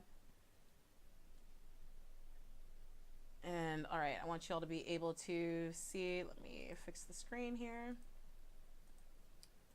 Sorry, y'all, a little unprepared. I wasn't planning on doing a reading. All right. Okay, Jocelyn, that is an excellent question. I'm going to answer your question here. I'm going to pull some cards for you here in a hot second. All right, let me see if we can focus a little bit better. Okay, I'm going to zoom in. So this first card regarding what we are doing, this is the Temple Path, and it is reversed. So give me a hot second, guys, because again, this is a newer deck for me, so I'm still learning this one. Let's see, spiritual purpose and support, the Temple Path. Reversed, this card, let's see, receiving this card reversed is a sign that you may have fallen off your path. Holy shit, does that not just fall in line with what we've been talking about? You could be too focused on worldly possessions and material gain, or you may simply be maintaining old, unhealthy habits of fear, limitation, worry, or doubt. Whatever is distracting you, receiving this card reversed is a firm message that it's time to make your spiritual life and evolution a much higher priority. Not doing so represents an important loss of power. Wow. So clear your mind, meditate, and open up to the presence of spirit. Whatever else you may have going on, consider this an important part of your personal and tactical plans. The support and inspiration of all eternity and the countless loving spirits are available to you. Not turning to them is like cursing the dark when you refuse to turn on the lights. Wow. So in particular, I'm sorry, I gotta read that again. Sometimes I get blown by this, y'all. This is why I always shuffle in front of you, because I couldn't pick this out if I wanted to. Let me turn this off as well. Okay, receiving this card reversed is a sign that you may have fallen off your path. You could be too focused on worldly possessions and material gain, or you may simply be maintaining old, unhealthy habits of fear, limitation, worry, or doubt. Whatever is distracting you, receiving this card reversed is a firm message that it's time to make your spiritual life and evolution a much higher priority. Not doing so represents an important loss of power. So clear your mind, meditate, and open up to the presence of spirit. Whatever else you may have going on, consider this an important part of your personal and tactical plans. The support and inspiration of all in eternity and the countless loving spirits are available to you.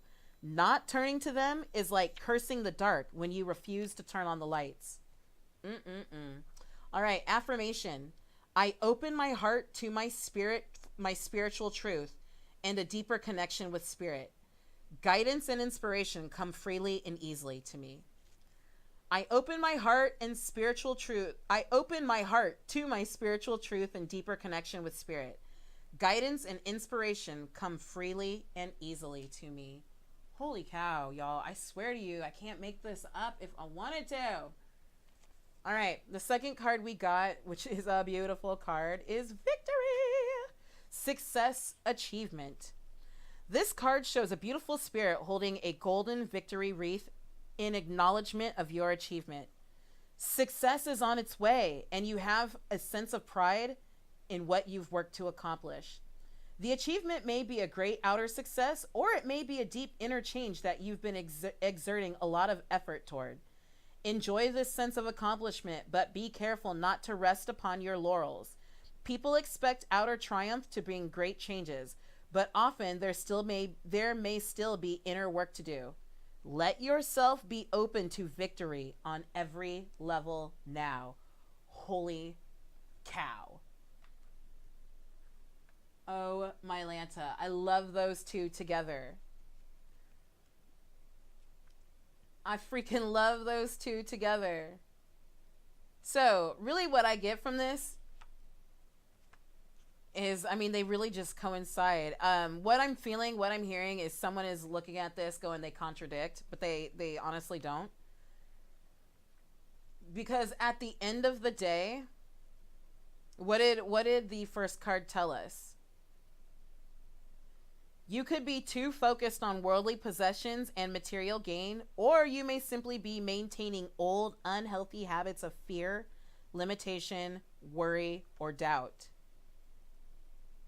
So really at the end of the day, this victory card tells us, even if you feel so incredibly successful, even if you feel so amazing, so awesome, if you feel on top of the world, at the end of the day, even when you're victorious, don't rest upon your laurels. People expect outer triumph to bring great changes, but often there's still inner work to do. Let yourself be open to victory on every level now. Let yourself be open to victory on every level now. So really, again, guys, this falls back to, where are you struggling in life? What are those roadblocks? What's your original why? Have you found yourself caught up in unhealthy habits of fear, limitation, and worry and doubt? I don't even know what to say. I don't even know what to say. Okay. Nicole says, wow. Javon says, holy whoa. Right, though, y'all? I'm going to just leave those there for a hot second. All right. So, Jocelyn, I want to get back to you because something is telling me that you're not the only person asking this question. And again, just to reiterate, Jocelyn's question is in reference to business, struggling with, should I work for someone to better my skill, or stop being afraid and just walk on my own? Hopefully that makes sense. Yeah, girl, that makes perfect sense what you're asking. That makes perfect sense. So what I want to do real quick is I am going to switch back here. Which deck are we using, God? All right. Jocelyn, I think you're going to get a mixed message from your goddesses. And no, okay, my bad. All right, Jocelyn, your message is coming from the fairies. And the reason I like this deck in particular, Jocelyn, is because it is an extremely proactive deck. So let me shuffle here. And one of the things I like to tell people in their personal readings is oftentimes we have questions. And sometimes people are looking for direct yes, no, left, right, up, down, make this move, go around the corner, jump up and down, clap 3 times. Flip side of the coin, God always gives us what we need, not necessarily what we want. So really, God, Jocelyn's question, or her burning desire, her question is, should she continue to work for others to develop her skill, or should she walk in boldness on her own?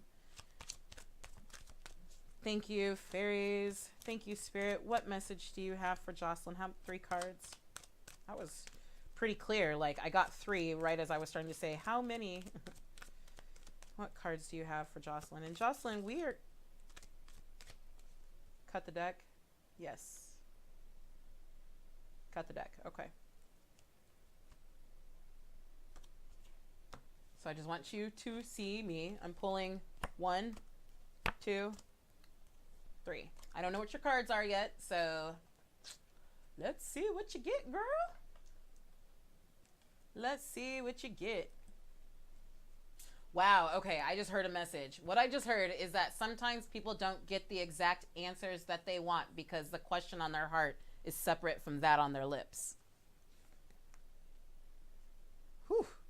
Okay, I wasn't ready for that one. There it is. Okay, let me shift this around. All right, so the first card you have for Jocelyn is admit your true feelings to yourself. Be honest with yourself. Only you know what it is that you truly desire. Admit your true feelings to yourself. Only you know what it is that you truly desire. I don't really think that there's any interpretation or anything on that. I think that's just pretty straightforward. Sorry, guys, I'm trying to focus just a little bit. There we go. Admit your true feelings to yourself. Be honest. Only you know what it is that you truly desire. Wow. And Jocelyn, this is interesting because this is the card we've been getting in our readings as a whole, or as a group as well. Autumn. In the fall season, everything comes together and you reap wonderful harvests of abundance. So what I love for this is, Jocelyn, right now, I think, okay, don't go there. Got you. All right, so I need to shut up on that for a moment. But what I will point out in particular is wonderful harvests. Notice that word is plural. I just love that. Harvests, multiple harvests of abundance. Now, I think for you, Jocelyn, some of that might be in your physical, material, quote unquote, financial world. But I think for you, a lot of your abundance is going to come in your clarity. The word I'm hearing is in your divinity and in your understanding. But I don't want you to shut yourself off going, oh, I'm not getting any money. And that's not the case at all. You are going to reap wonderful harvests, multiple harvests of abundance.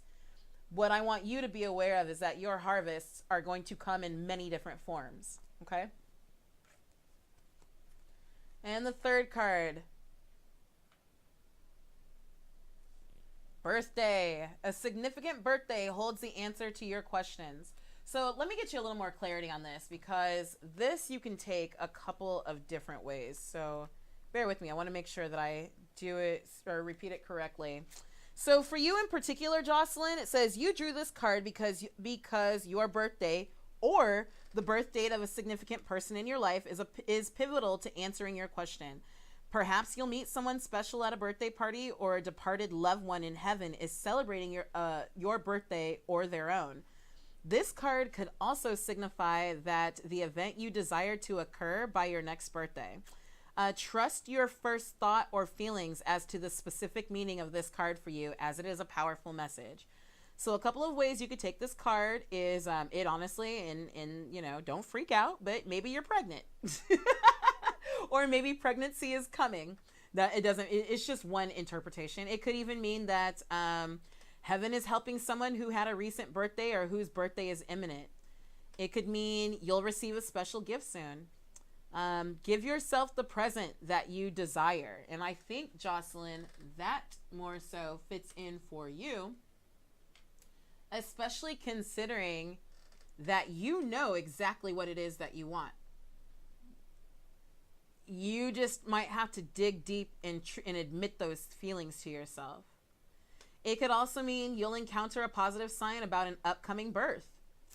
Then another way you can take it is expect the birth of a new business or a new project. Okay, so you've got a couple of different ways that you can interpret that. Jocelyn, okay, you say, I do as well, and I think I understand. I know for sure I need to connect spiritually. More sure you understand. Yeah, I definitely know what you mean.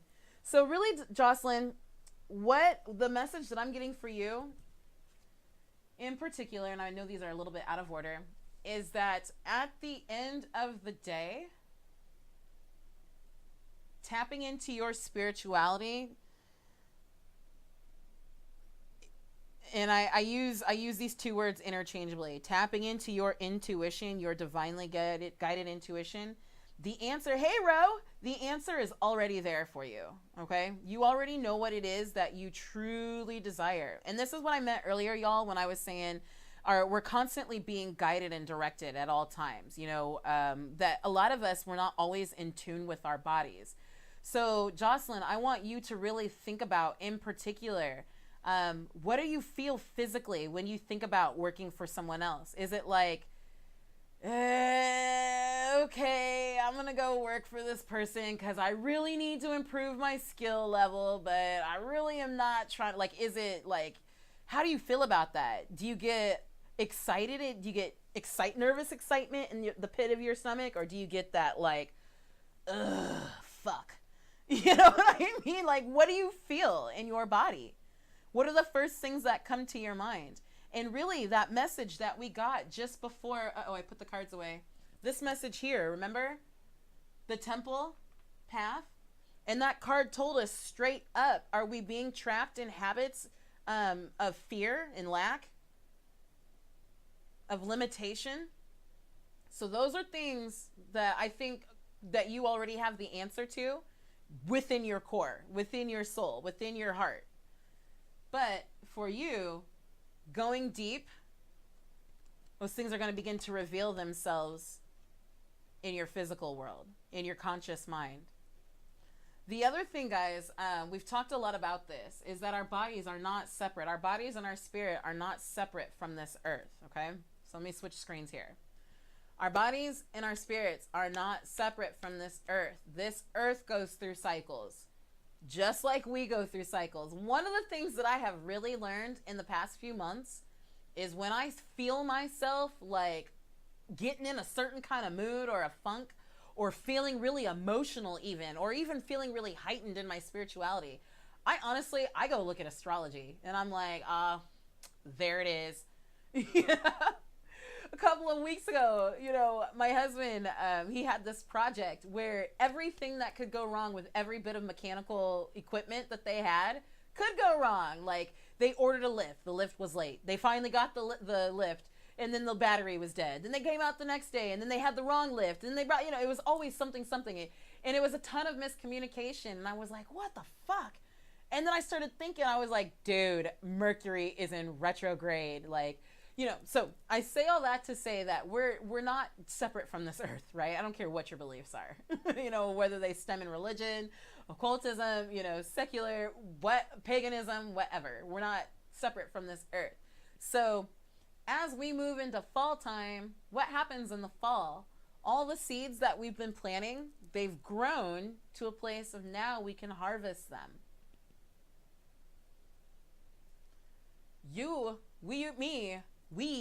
Us are moving into fall. So we're going to start seeing great harvests of what we've been working towards. Jocelyn, I know personally, you've been working towards a lot in your business and in your personal. And hell, girl, I seen you at the gym, even in your physical. Yes, y'all, I said saint. That's how you know I'm serious.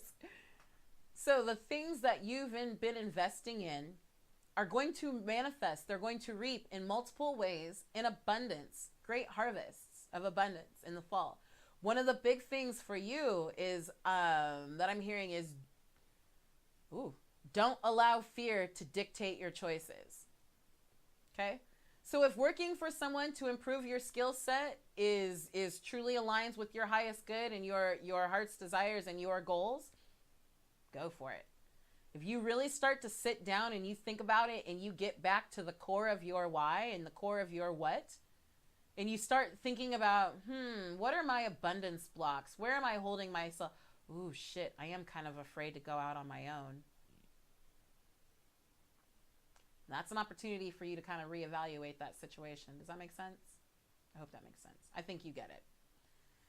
Harvest. Yes, Carly. Harvest. All right, guys. So does anyone else have any questions? I want to go check the goddess group here because I can see on my computer screen that things are flying across and it says so-and-so commented on your video.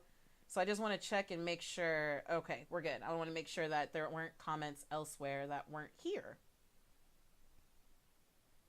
Okay, guys, I think, let's see. Now, before we start to wind down, does anybody else have any questions in particular? Would you like a quick goddess reading? Please, by all means.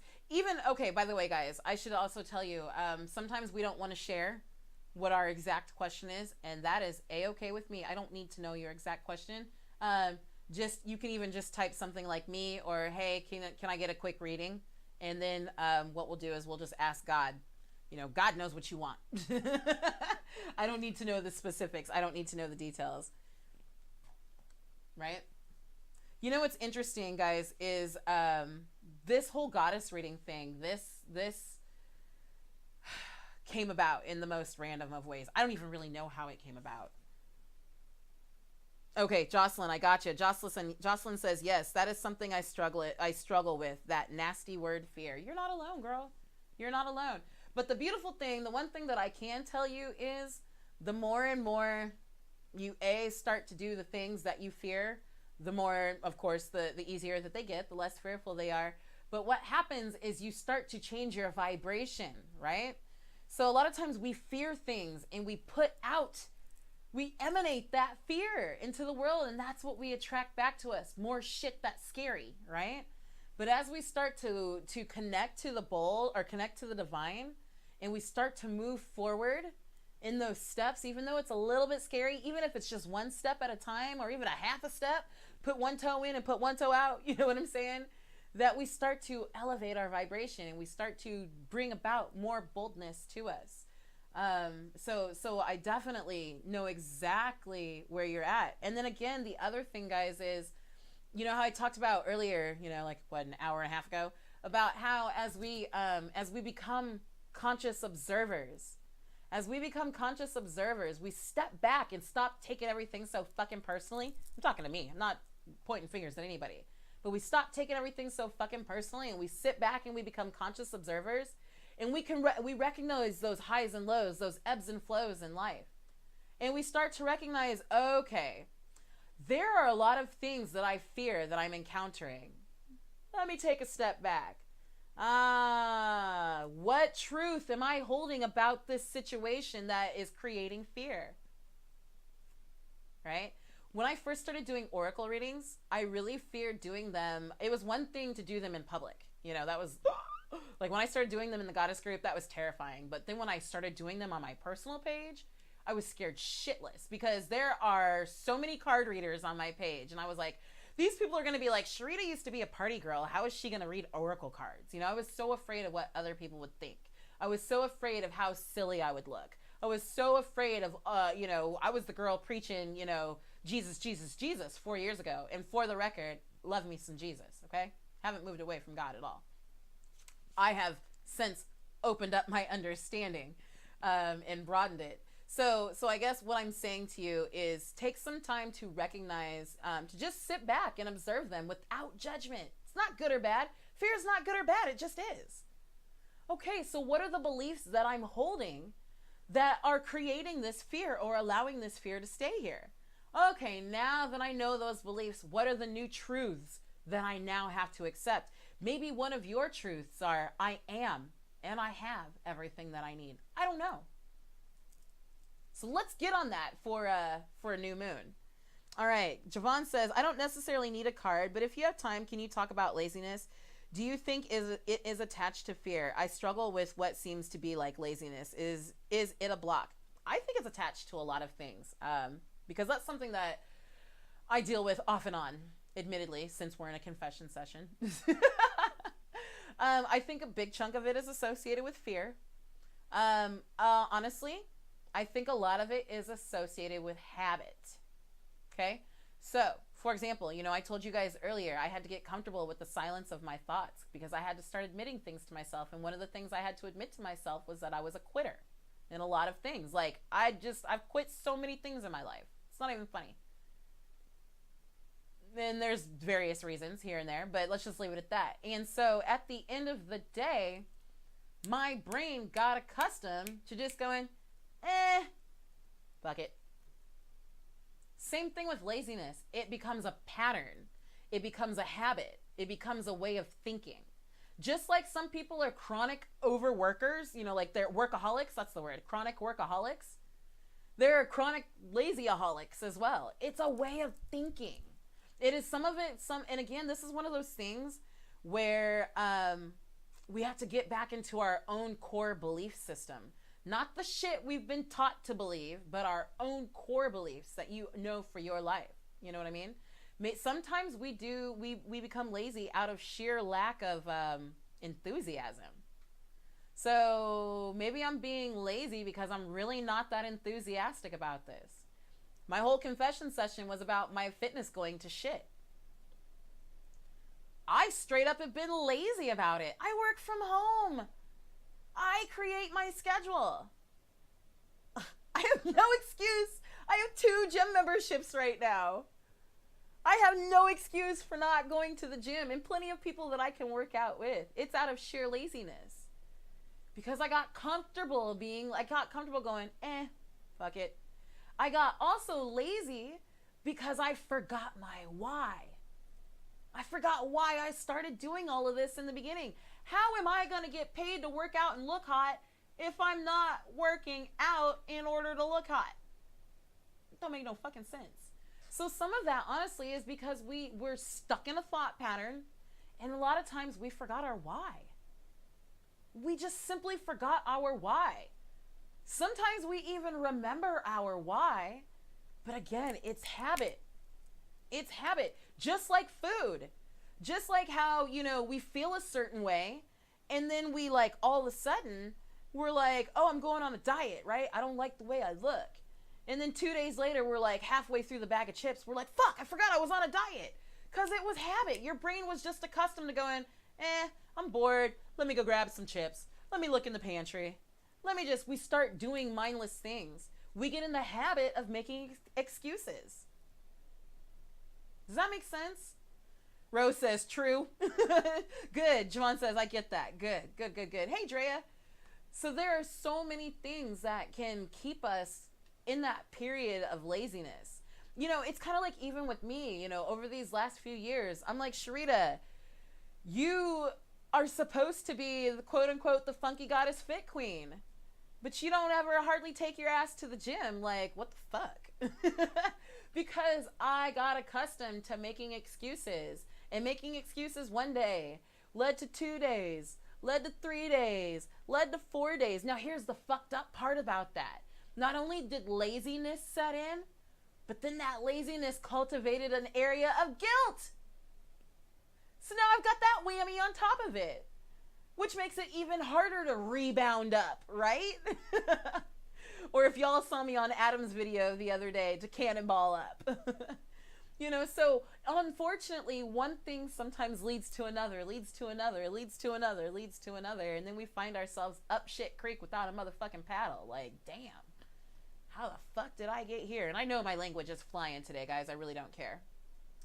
Drea says, motivation goes away. Determination is what keeps us going. For the most part, yeah. For the most part, you're absolutely right. And even then, sometimes it's not even always determination, because I'll tell you for a fact, I've been determined for years to accomplish specific goals, but I've been lazy about them. But for me, and I can only speak to me, is that hold on, I'm finding my words. Sometimes even determination can be fleeting because every once in a while we get hit with something out of left field in life. Whether it be a rogue charge on your bank account or, the untimely demise of a family member, an injury, an illness, just a job transfer. We're still determined, but sometimes these things hit us and we become unfocused on that. So for me, like I talked about, my determined thing or my ultimate goal, what was it again? I want to get paid to work out and look hot and to educate other women and men and to coach from the beach. I've been determined to do that. I have been working literally blood, sweat, and tears for the last 3 years on building my business. But the foundation of it was my fitness.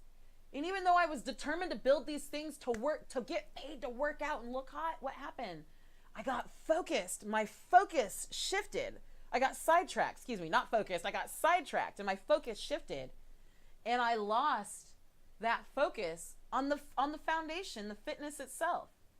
So this is some of the things we're going to start going with. What we're going to talk about come, almost said New Year's Eve, new moon on Wednesday in our private session, because it's one thing to recognize, right? Okay, yep. Now I remember my original why, what it was that I was doing and why I was doing it.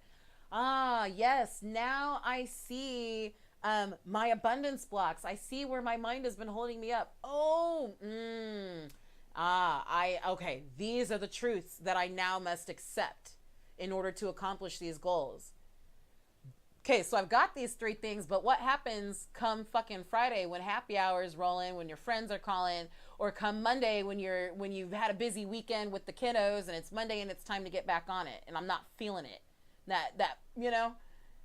These are the things, the techniques that we're going to start to work on that I'm going to get back to myself because I've let these techniques go to the wayside and I know for a fucking fact that they work. Because I've not only used them with me, but I use them with every single client that I work with in coaching.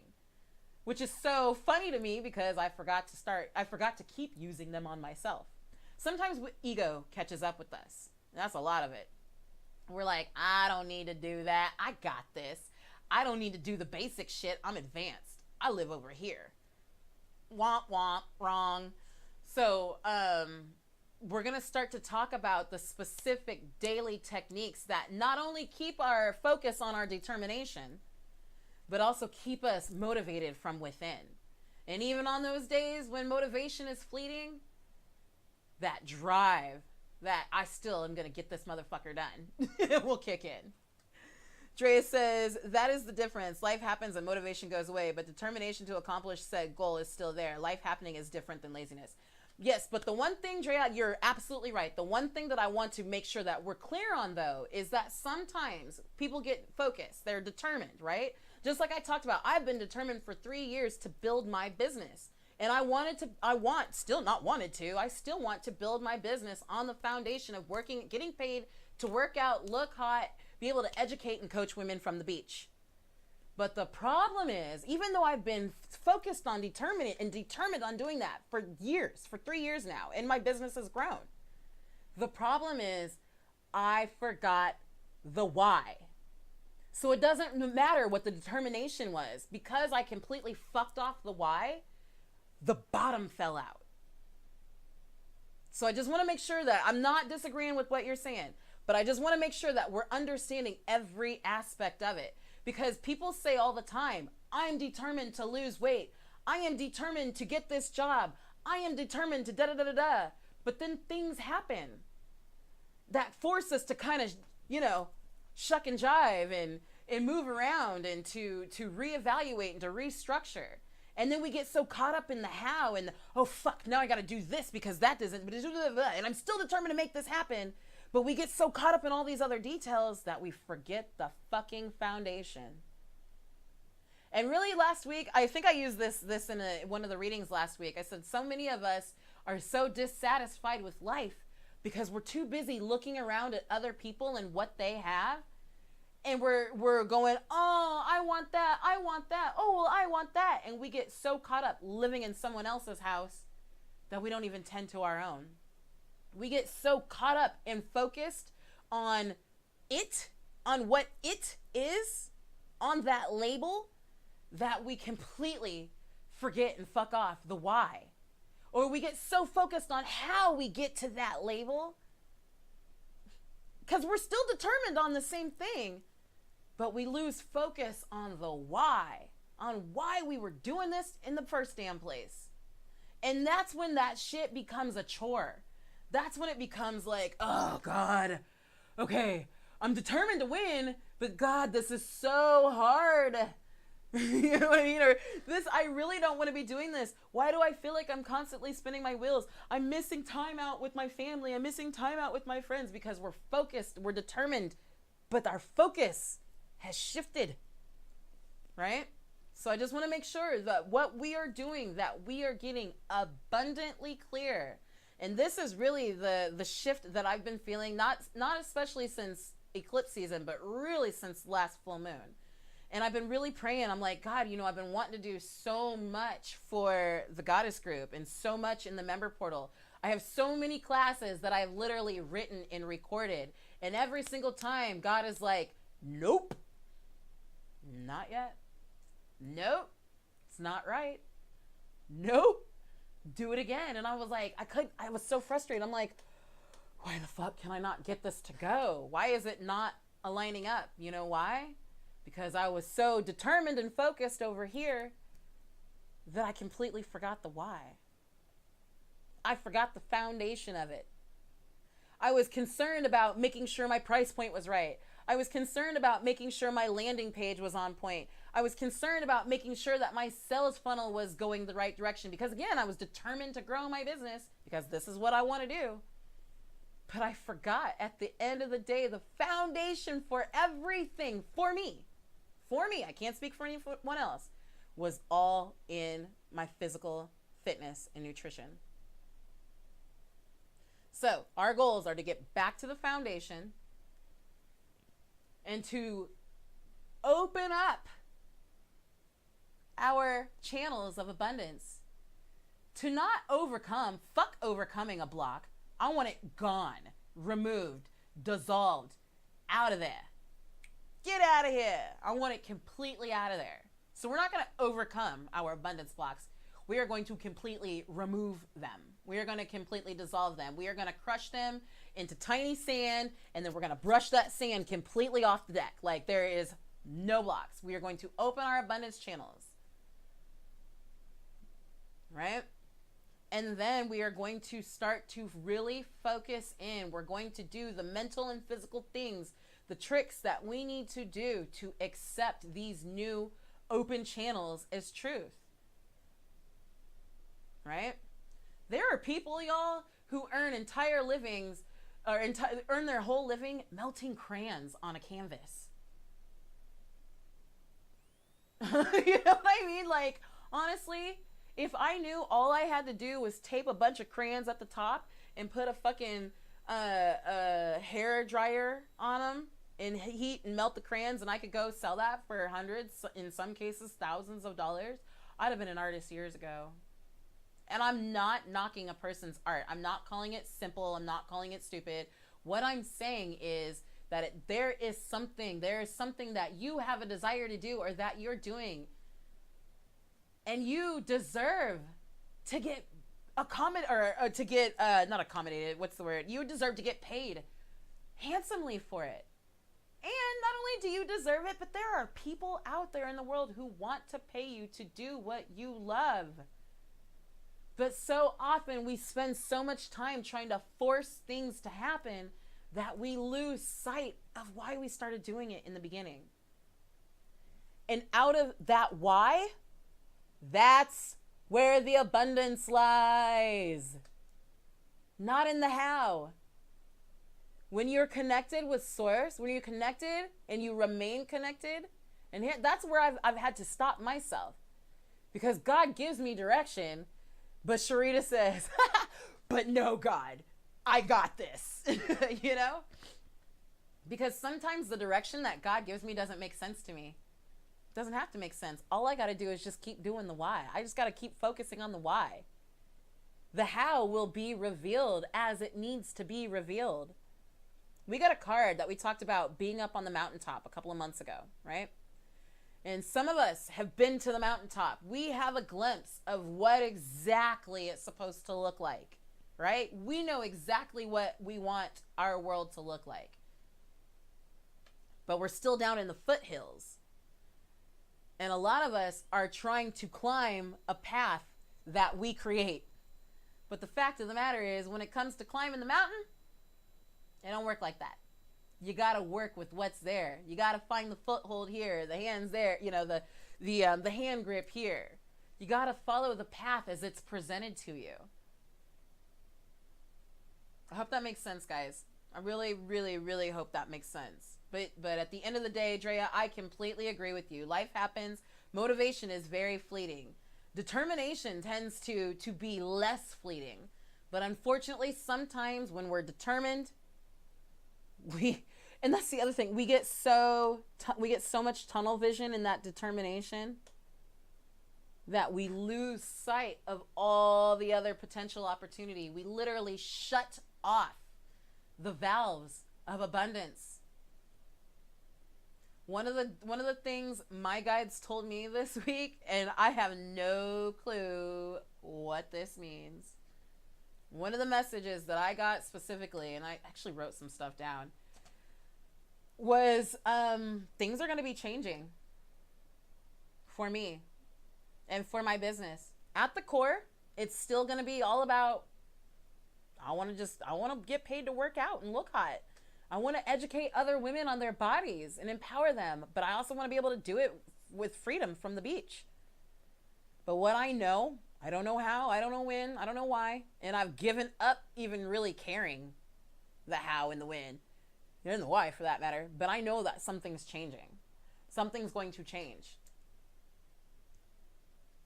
I see now why every time I tried to create a class to put it out, even this most recent meditation class, I put it out there and I was like, yeah, guys, it's done. And Spirit was like, go ahead and take that down. Nope. But I see now why, because my foundation was nowhere in it. It was all ego. And I don't mean ego. And let's be clear, when I say ego, I don't mean rah, rah, I'm the best. Because ego doesn't always feel like rah, rah, I'm the best. That's just the interpretation that we get in society. But my ego, meaning my, in Christianity terms, you might call it your carnal man, right? My carnal self I had completely forgotten the foundation. My carnal self was like, here's everything everybody needs to know. Spirit was like, you forgot the foundation. You forgot the fucking foundation. Nope. Take it down and do it over. Now I'm like, oh. Now I see why I've been struggling to put these courses out. I don't want to train people in fitness. I so don't. I really don't even love writing meal plans. I help people write theirs. As a health coach, it's a fine line, depending on if you're in a red state or not. And I don't mean like, that's a health coaching term. I don't mean Republican, Democrat. There's like red and green states. Anyway, some states you can write meal plans, others you can't. I personally feel like if I'm writing you a meal plan, I'm doing you a disservice. I'd rather teach you how to do it for yourself. I mean that wholeheartedly. If you don't know how to write your own meal plan in balance with your body and your goals within a few months, really a few weeks of working with me, you need your money back. I didn't do my job. So anyway, guys, I went on about 40 different side tangents because now we're approaching hour number 3. You know, at 4 hours, Facebook is going to cut me off. So 3 things. What are your goals? What is your what and your why? That's number 1. What is it and why is it you want to do it? Number 2, what are your abundance blocks in achieving that? What are the things, what are the thoughts and the feelings you've been holding within yourself that are keeping you from reaching that? For those of you who missed, I went through 6 of my goals, some of the blocks that I've been working with, and then the third thing that we're going to work on, I'm not flipping you off. The third thing we're going to work on is What are some beliefs that you now have to accept is truth in order to dissolve those abundance blocks? So again, Wednesday on, why do I keep saying New Year's Day? On freaking new moon. On new moon, we are going to go into that. And finally, I feel like I can start to put out this moon cycle stuff that I've been wanting to do for months. For months, I've been like, we're going to build on new moon. We're going to build on new moon. And every time I sat down to do it, like I couldn't get it done. Even though I was physically working on it, and I see now why. Because it was all ego-based. It wasn't, there was no, the foundation, the spirituality for me wasn't in it. So now we can start to do that, and we're going to all do it together. And over these next 30 days, 28 days, over this next moon cycle, we are going to be doing some spiritual things to put that vibration out in the world. But we're going to be doing some really physical, tangible things that will help to retrain and reprogram our brains. Okay? To help us not only stay determined, but to also to find that motivation within. When it's not readily available, to find it within. To break us out of those feelings of lack. Those feelings of fear. So again, guys, I want you to make your goals. I chose 6 different categories. You do what you want, what comes to mind first, because you can always come back and do it later. But we are going to work with the energy at hand. So again, I did my financial goals, my spiritual health, my mental health, my physical health, my career and business, and my relationship goals. Now, I will tell you, when I first did this 2 years ago, I actually went through and I pulled out all of my goals, because I review them literally daily. I actually write my goals out daily, a couple times, at least twice a day. It is amazing to see how many goals that I made out of fear and lack. How many desires I held out of straight up lack mindset. Okay. So when we do our live session on Wednesday, I want you to, if you're comfortable with it, please be prepared to actually read us. Because again, you're going to be on the video. We're going to be able to see and hear you. To share your goals, because then from there, we're going to work on them. We're going to understand them, make sure that we are creating goals out of abundance, out of prosperity, out of joy, out of happiness, out of peace, not out of lack, fear, destruction, distrust, mistrust, hatred, feeling forgotten. We're not going to make goals out of that. And we're going to set some clear intentions. Okay? We're going to set some clear intentions. We're going to set some clear affirmations. And then we're going to be accountable to each other daily. And really what my hope is that at the end of this cycle, that y'all start seeing things manifest in your physical world. We're going to focus on the what and why. We're going to let God, Spirit, Source, whatever you want to call it, divinity, we're going to let our divine nature, our divine intuition direct our how. And we're going to open ourselves up to all the abundance that this universe has to offer us. So many times, y'all, I'm going back to this. You've seen me say this, post this so many times. What is a goddess? A goddess uses her knowledge of universal laws of nature, her conscious mind, and esoteric powers to manifest her dreams. That's exactly what the fuck we're gonna do. A goddess understands how to transform situations using her highest influence to make her visions and dreams a reality. So I just want to focus on this top part. Uses her knowledge of universal laws of nature, her conscious mind, and esoteric powers to manifest her dreams. That is what we are going to be focusing on Wednesday. Well, really for the next lunar cycle. And then now that I finally have permission from God, I'm not going to say that I have permission because, there's a reason why I call myself I am Goddess Life.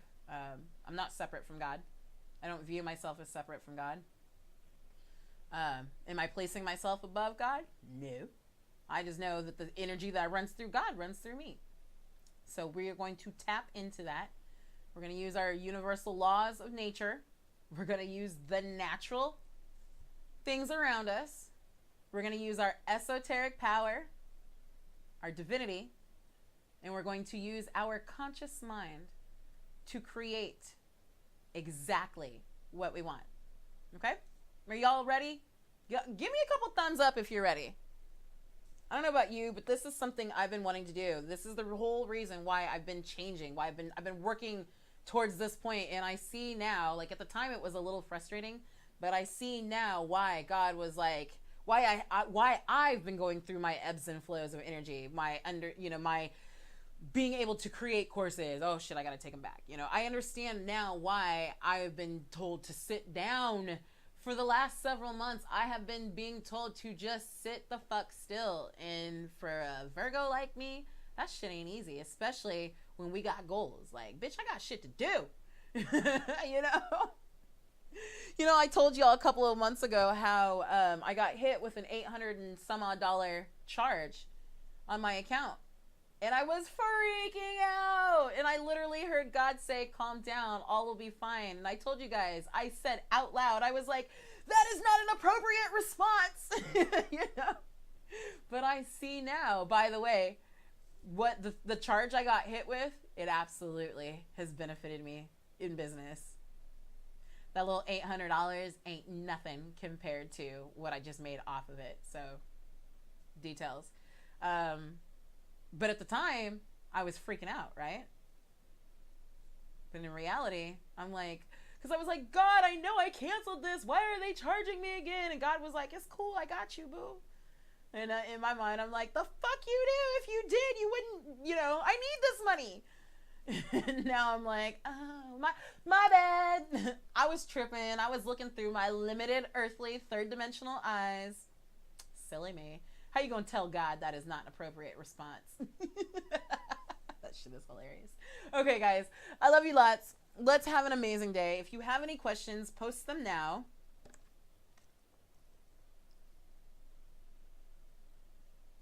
On Wednesday, it is my intention to go no more than an hour and a half. I don't even know that we'll go that long.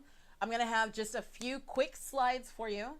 And then I want to spend majority of the time just reviewing our goals, reviewing our abundance blocks, and going over some new truths that we need to accept.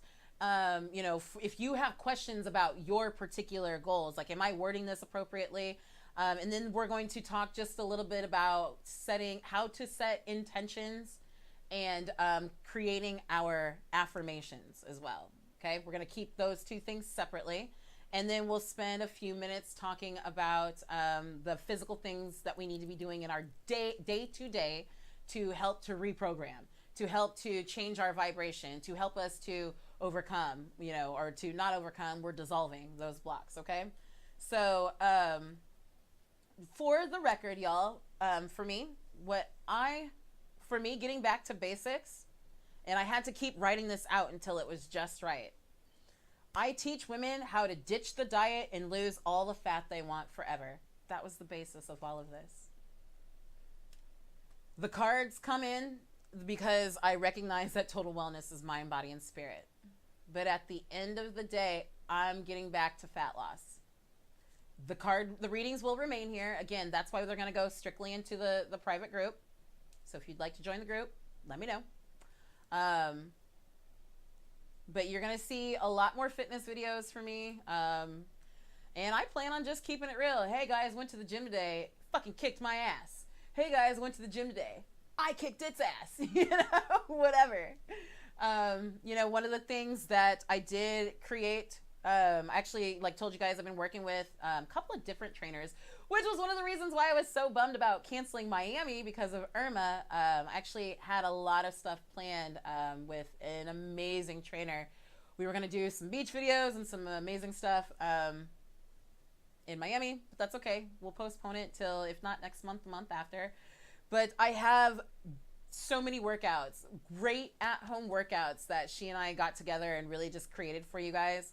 And so I've put them out there in the past, but I usually take them down because why? Because I was caught up in what it looked like. I didn't like the format. So now I'm kind of at a fuck it. So I'm going to start posting workouts, posting my meals. And for the record, confession session, I'm not vegan 100% of the time. Okay. I never went vegan for animals. Like, don't fool yourself. I went vegan for me, for my health. On the flip side of the coin, there's a balance to everything. I freaked out about that word earlier, balance, you know. It's not about meat, and it's not about my taste buds ruling, but it's about me doing the things that I need to do to keep myself on point. So for me, I got bored of a lot of the same meals. I don't consider myself an amazing vegan chef. Like I can hook it up. I can hook it up and I can throw it down, you know, whatever, throw down.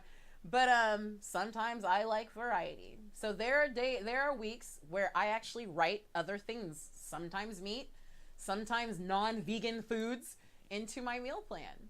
But I write them strategically into my meal plan so that I'm still eating according to my goals.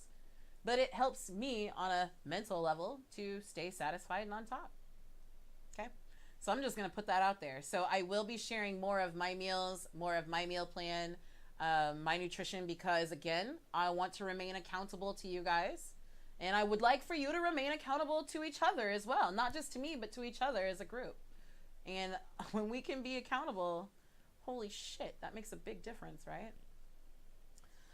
All right, goddesses, gods, hotties, gents, looky-loos, everyone. I, again, did not plan on being on here for 3 hours, but it is what it is. You know me. I like to talk.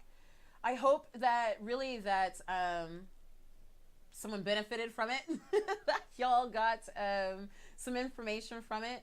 Again, you are always, always, always welcome to request a reading, a private reading with me if you would like.